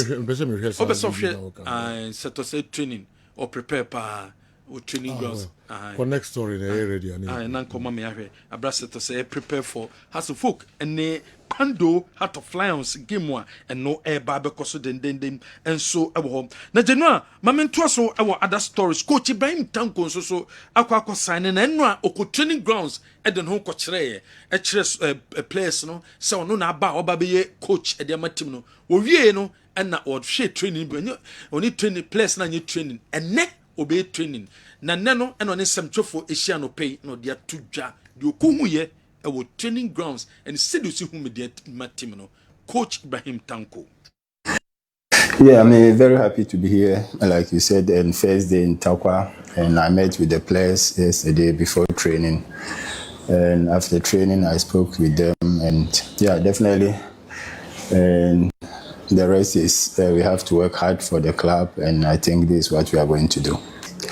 Yeah, for sure. I mean, and I've been watching the games of Mediama and throughout the season. I know the kind of players that they have, and definitely the qualities are there. And like I said, as a coach, I have to give them the confidence that they need. So definitely as a coach, that's my job, and I'm sure that I'm going to do it. Yeah, I'm very happy to be here. Coach Ibrahim Tanko, and also I'm ready for the job because Bobo Kwaye Freno, a year Mediama, one more talent I would do whole year, papa. Obesim, Obetima Benny Diem, a de Abwa, a year club, and said a club, and so bet me a tumpon, and so I will, and then someone what day atuda. Yaboboso, I want San Semua, Abdul Salam Yakubu, was a Ghana Football Association, no Munyai, no Mun Copanco for Bericho, na Black Stars, no, one year there, resource in the ember, a spiritual, Omuko for Godulaba, Jose Marino Craba, resource no, Womosa and Kada Jisse, Nkofu Broma Hetiomono, Omoko Pomucho, Nyasadia resource no, Intimima and Famomo, and we and someone. Him for him for. What's in Kofu? We are him for Hetiomo. A GFNO Hetiomo. Cats, and in Kofu, a Hetin Kofu.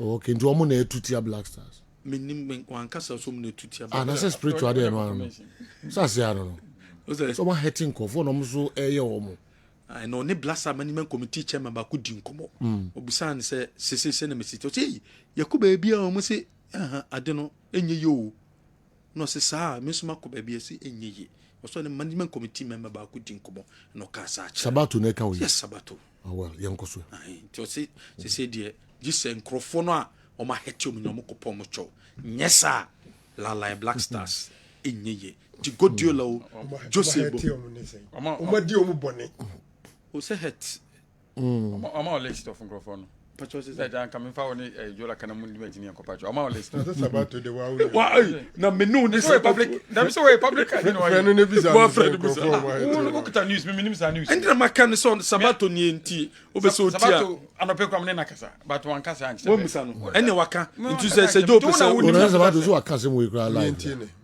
waka o say spiritual na ma no so ko phobia ma na me say or mikini ni kasa no so kan krofo na o ma list no na jamin fa wo ene frank ni mikmu di na mo ko het no na me ka ho wi na me no so me ma het mo het mo ko pacho me na me di wati ko pacho het ni was mo ko het obi a mo ha na se mo ko pacho na me na be fa me se mo ko pacho mo ne je ne un kaka na ho un kaka na ho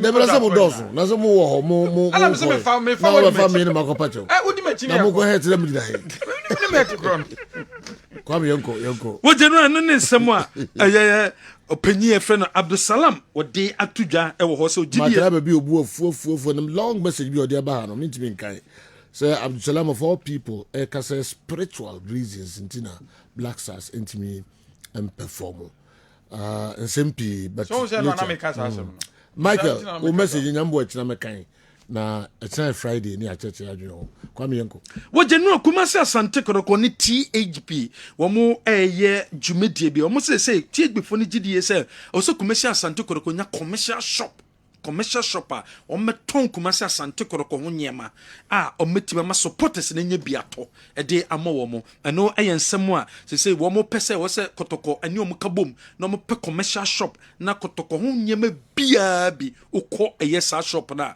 ubetibe nya biato ebetima makwan e ma revenue enso etimi aba bigira kotoko say o mo pese o mo form a management o mo form a marketing team na sa marketing team na genua o mo pese o mo boa no mo fa sponsors e de bra ma kotoko otumfo sika nko a de bia no de sika ba no the run club no but omugidi say high sense any the only a sponsor e ma kotoko sika enu ntanya de a ebetimi aboa nti wo so munya other sponsors no mutimi bomboda genua wo mo so ebetimi ama sika anase marketing team pe sponsors omuso betimi di sika aboa club no nyesa dia wo mu gide se be difficult ye papa e de amakuma se asante koroko abra ye ku yenim no enso e wo hom ye to so other stories azuma Nelson Sports Complex se se die enyenyenyenyenye eno na the new MP of Okaikwe Ernest Adomakom o se no gide ye se de President John Dramani Mahama na dwe se o se sports facilities no wo mu ye ni ye na timi bo bebre wo nso so a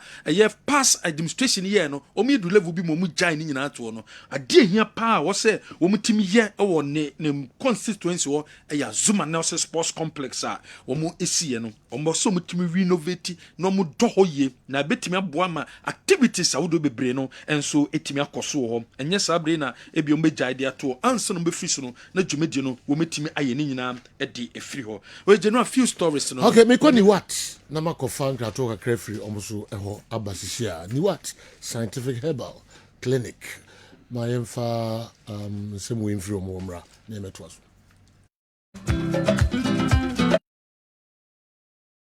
Makwaba eba ni what scientific hospital ye a team of medical scientists aya create ya boom near the infidie nwaso eye adwuma o ya so ya hasi ya so ya hade nyese wo ba ya sabi ni atam edu di amount se di kokono na emu ye do to afidie so me afidie ye omu hwehwemu me ye omu adepote ya di ya ne brewo na se me omu enya ya re na di woni badua no so te be ye so ya na ma wa to ya re ase wo de edit ni se ni bebe ase wo ti wo ya re ase a uti tu ase ntem Obani what scientific hospital Dr. Phobius ya dwuma ne say enubuna enunu tan a obo ade ede dwumye no yenye mu nhwemu na fe enwenu ankasa wo ma friends phytochemicals no yen extract say enwenu no na yen fan fremro emfa emao ebi a kidney no yare abem kidney no essay yen ko na Ghana ha ye de take ahaban ede dialysis a kidney no say akodu se den kura no a nyarehemu na nya didi na fo ni kirem e woni what scientific hospital bofra ban eboye ama wo diabetes ye de bofra ban ene nyama bi efra e de ma wo a ebebo ma diabetes na o sugar e koso pii no eno so aboa ama etinya bafum ebi na wo hwe misisi e na o problem pa e yo mema sem baba bi wo no mu a onya tenkan kora so mo ba beda obo so otimi nya hode ne pagya no no oba ehyemu a ehyemu na adwo e no obo so atese ne bema no ensore kora ebi na e no bi ada so a wo nom yo ba na utie me na se eya wo no problem ebi na e fibroid na kosi a wo no kwan ana wa kwa ya sabia doctor si ensu abetata onkosuemu ovarian cyst ana se fallopian tube no e na block ye obebu okura wo sebu ensisi so ni nyina timi sinyi se ho kwan bema ebi na hu so e na wo form nkwabon e wo form low sperm count na wo okura beba beba ne hu so mu no na emo no be friends spermatozoa no ba kokura we nyina e ha esi awo ho kwan a obani what scientific hospital a enfidi ade ehwe mu beda di amye wo se problem bi wo no mu a ne atimi hu aduro na afi aduane ye betchira mo adi pressure ti amo akoma bo periperi asem kura si ofie timi mo amane obi so hweme na ne bia stroke akawa tompamo ye kwa wo ye ba wo so timi o kasa na pampan boni bi akire ye no halitosis yade ba ko a ya no wan obi opewase obetimi akade akire wo a ade bedi unya o kasa bia no obi atwene hwene okoda na nyimre o da o jonso antente be papa mo mpanifo no e free 40 50 60 years e ko ni mo no o prostate na ye kese prostate enlargement e ba sa o da o jonso antente mo jonso be bransa na ade ache e mane nka achi e me nkofa catheter ahoma nkoto ba memo abusuafo bi ebere ni nti manya adaje amo ya didi a nyadidie se ni what scientific hospital Ghana ha de o pa ya sabe ya dia ba frim die fidie e de twe enubena ena fa ho de ni fra haban mu e de saw ya de ma wo a na e ni what scientific hospital yi wo Kumase Atonsu Monaco Junction ya Dansura Bank no ene bi eni mhwe enkran so ye o ma 7 ye ben Janet Corner dan no 0244 087687.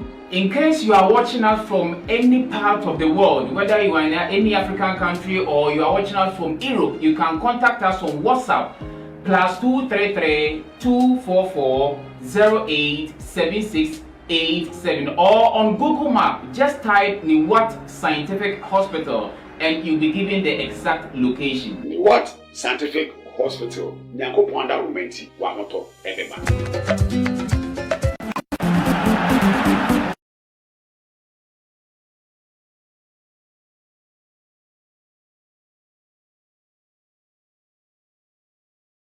Ofa kraso suma ye na fi time aka no ye ntene krankra na empedie mu donko na breaking news enso nto asuma ye ejaba jewelry ya bia wo kwa ye ton ade bi edi egudia ye say wedding ring engagement ring promise ring na pe bia to a for woni che ejaba jewelry na kope bi to ewo ho ejaba prempe the second street edum as town traffic light na se tonchi herbal capsules capsules of bio energy level ewo form one no akope tonchi herbal capsules ni bi na wanom ebema mo energy level abasro of vitality na wo lake no ebeboa performance form no kope tonchi herbal capsules ni bi nanom Amalina Children's Haven tonkora nyama akola bibia pebia to bia foni cha Malina won sabeti makabia Amalina Plaza no was fantastic runabout wo head towards potassium ohoni bia ya ubom yen Shenesom say on the 15th and a Jumediano Sronko Ekoso Night of Love Ekoso a SG more Semensha Godi more on the Jumediano Ekoso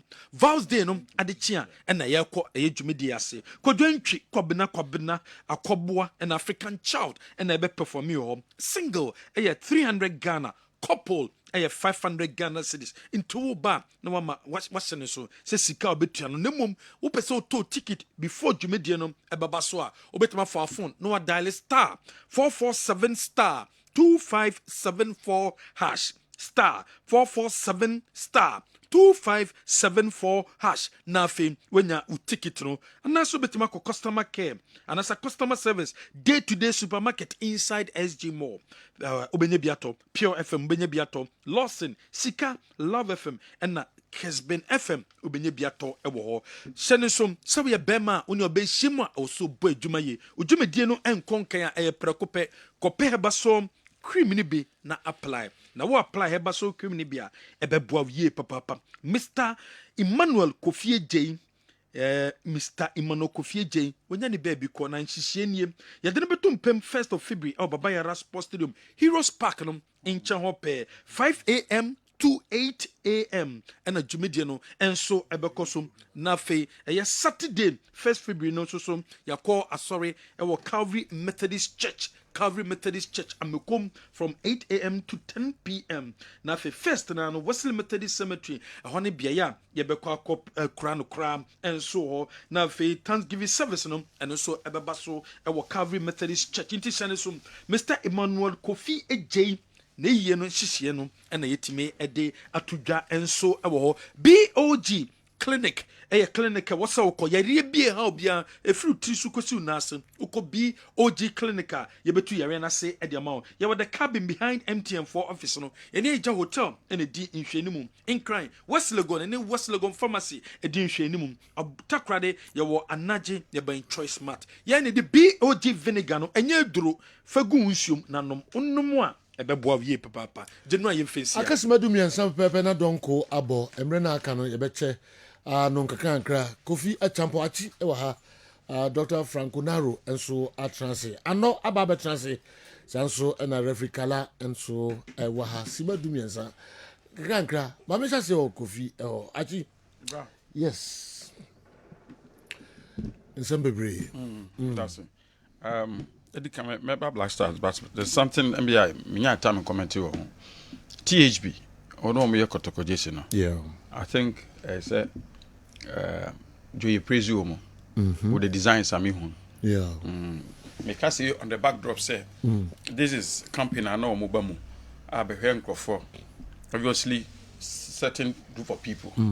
There too many so na one I just I see na one and the corner say no and say be ni na aya ho ya okay hwe jesi so mayi na same picture be beto so na person comment ya time this week here I think a group of people na Mickey story beto so na pokopane da omo sati ase omo de ayi na to omo beti ase na mefe yeah omo jesi no akono efe ade efe so ka se efe nti omo ka ho nsem na me so omo nshara enim tade efe awe efe say bo mabaso if indeed they are now asking for Osomo Pedian shop.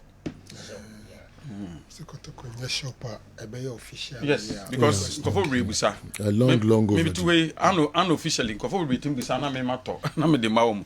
So mo shop a some music humbeto no. Na ma chiro mo se mo kwa enkonkope. Because so make so mo ni ba bia mo epe no. Nti I think that yes in efe mayenka efe na omo anyo mo fe no mo. Yeah. Sabato.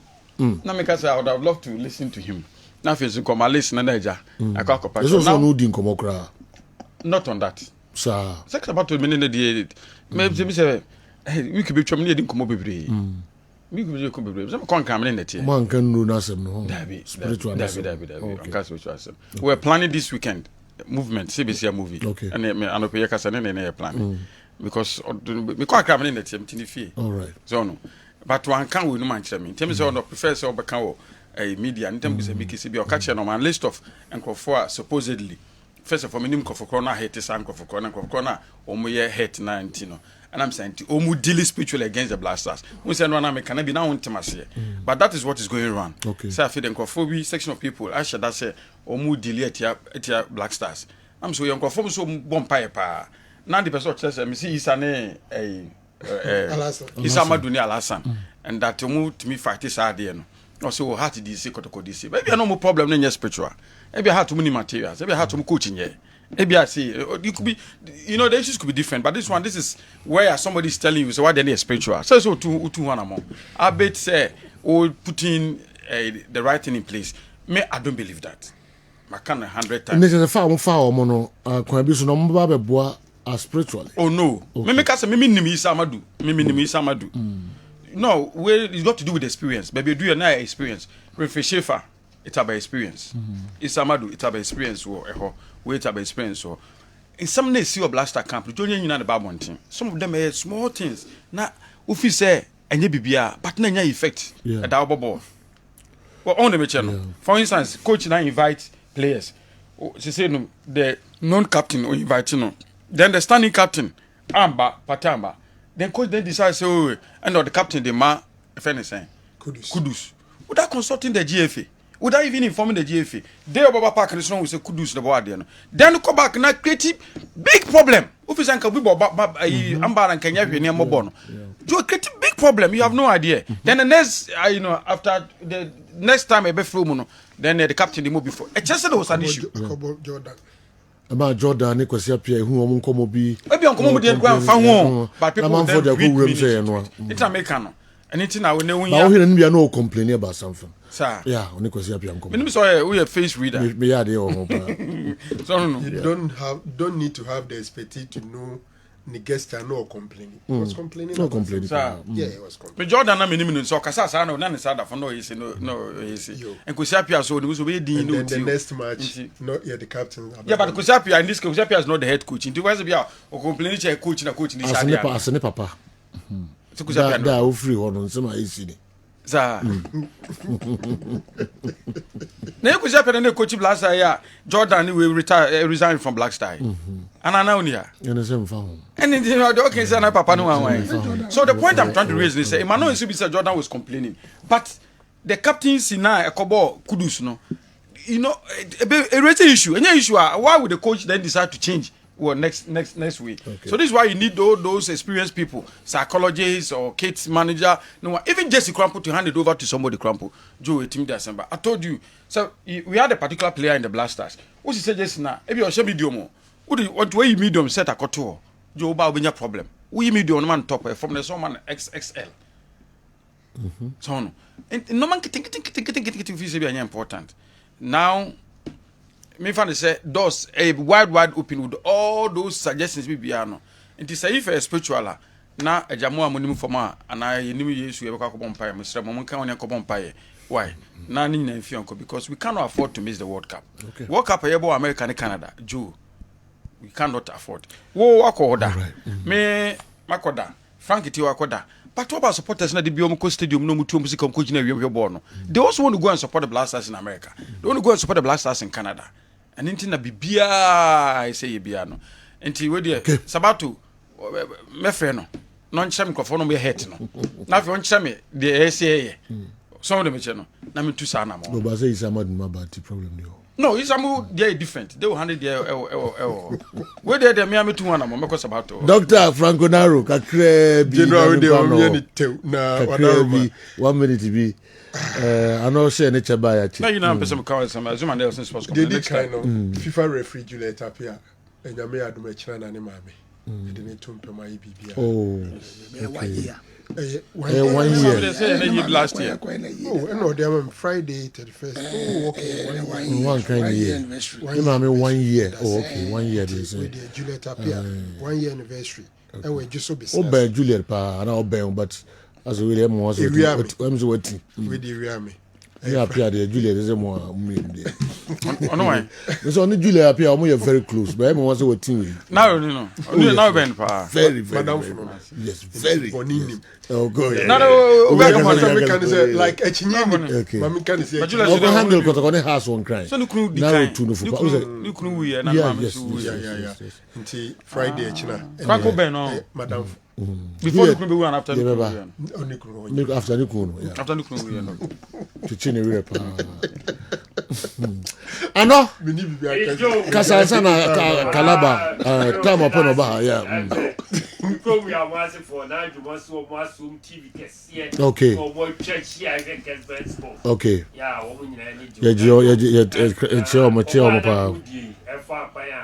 supporters.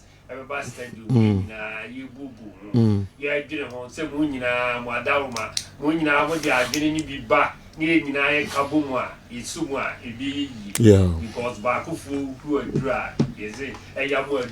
Bakufu rain, a dry. A dry. You who they? Bakufu, sir, a drew. Don't say DSO.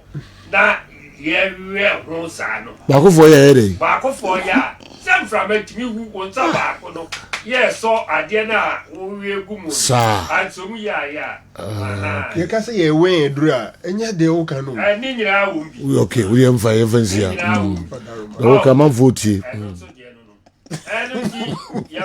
ba ko fo ehwe edere wo say edere ba ko fo last chance the credit to gra wo ba ko fo edere wo ba ko fo edere o de match o mu yi wo say ehu inframat mi hu aduro nuko okay won sa ba ko ene so adim insumu ya say you people be ne ti bia ano ko ya fa wo de na wo kan edi ya be ko insunsu ache ya be start of na be for no so nya o ye ne da de bua na team no e ba ho a bi a itum pon no min say chairman ya o mo ho ene pedifo wo nyina so de ne ma pa egugu akwam se ne be akwam be feta mai na kuma sa dikotoko be bi atiti ye wura akoto ne de ye pese e be say ye chi aba from biom yes all right you continue na said the be America team na ye prepare no ye prepare for Africa and ye Ghana league na ye be team ya di league no na ya ko Africa no na adi ya ye all right I know yeah that's it I know ema itimi chichi team no eba team no be ye kra be na fi so seconds no say na do mo kan mo nyina mo fa mo hunyim na mo moai ne empeja seconds no so the seconds no so mu ye da e no so na ba kotoko so mu ye de ano ye be dasi okay ye be ko ye kalanso e ho mo mienu no am say voice challenge bi na no what do do me trot was I know they can trot but no e far better somebody can catch us my voice it na me man and say okay so me send a message no because more voice challenge mo me I know e far better yeah what dey buy me who you we dey say every 2 days crowd as uncle yeti we ajo I said throughout the week I follow more discussions about referees BBI come if I da manage opa na me kasa na ya ka me friend kasa about Arsenal matches no reversal of yellow cards na ade no if I da manage doctor and you be na okay ka all the same no good and ready to know you can reference them number but and ya we see enu aba Teresa Bremen shoe okay happy birthday Aba yeah happy birthday Aba oh I retired yes okay was I instructor you know okay happy Teresa you will show happy birthday Teresa Bremen su nyame omwa na omwa yokudru pa wish you well happy birthday Teresa Bremen su inti nyambo ochna I'm for say one on one only referee Alex Cote and I feel nipa ba boy rag for headed by Ura Josija and all Kenina versus Alex Cote that means I shoot down near Sameka yenya sanke pe because yenya no obia dia wo bia se bi nyomo ha ke bi ba yes obia dia wo ye bia pese mi tie Josija e o be na na all can sem pa so yenya obia dia wo ye bia pese referee ye eti ade ntine yenya ye ntrase na nka ye humom na mo na referee ye na Ghana football enye nkunim difo enti se ye di we kosi ya division ba mu a most all the time now be so say obeko we afa basa so a officiate ni say obeko na akola na akoma acha ba no na oni ni nua ba ko pa mo so omo classes e be do mo sua de me wan penifo so all mo betimi akire omo mistakes omo ye okay it this are the things say nyina ye pese ba na senka bo mu sa yeah that's it e me na so don kwa bo Kofi seconds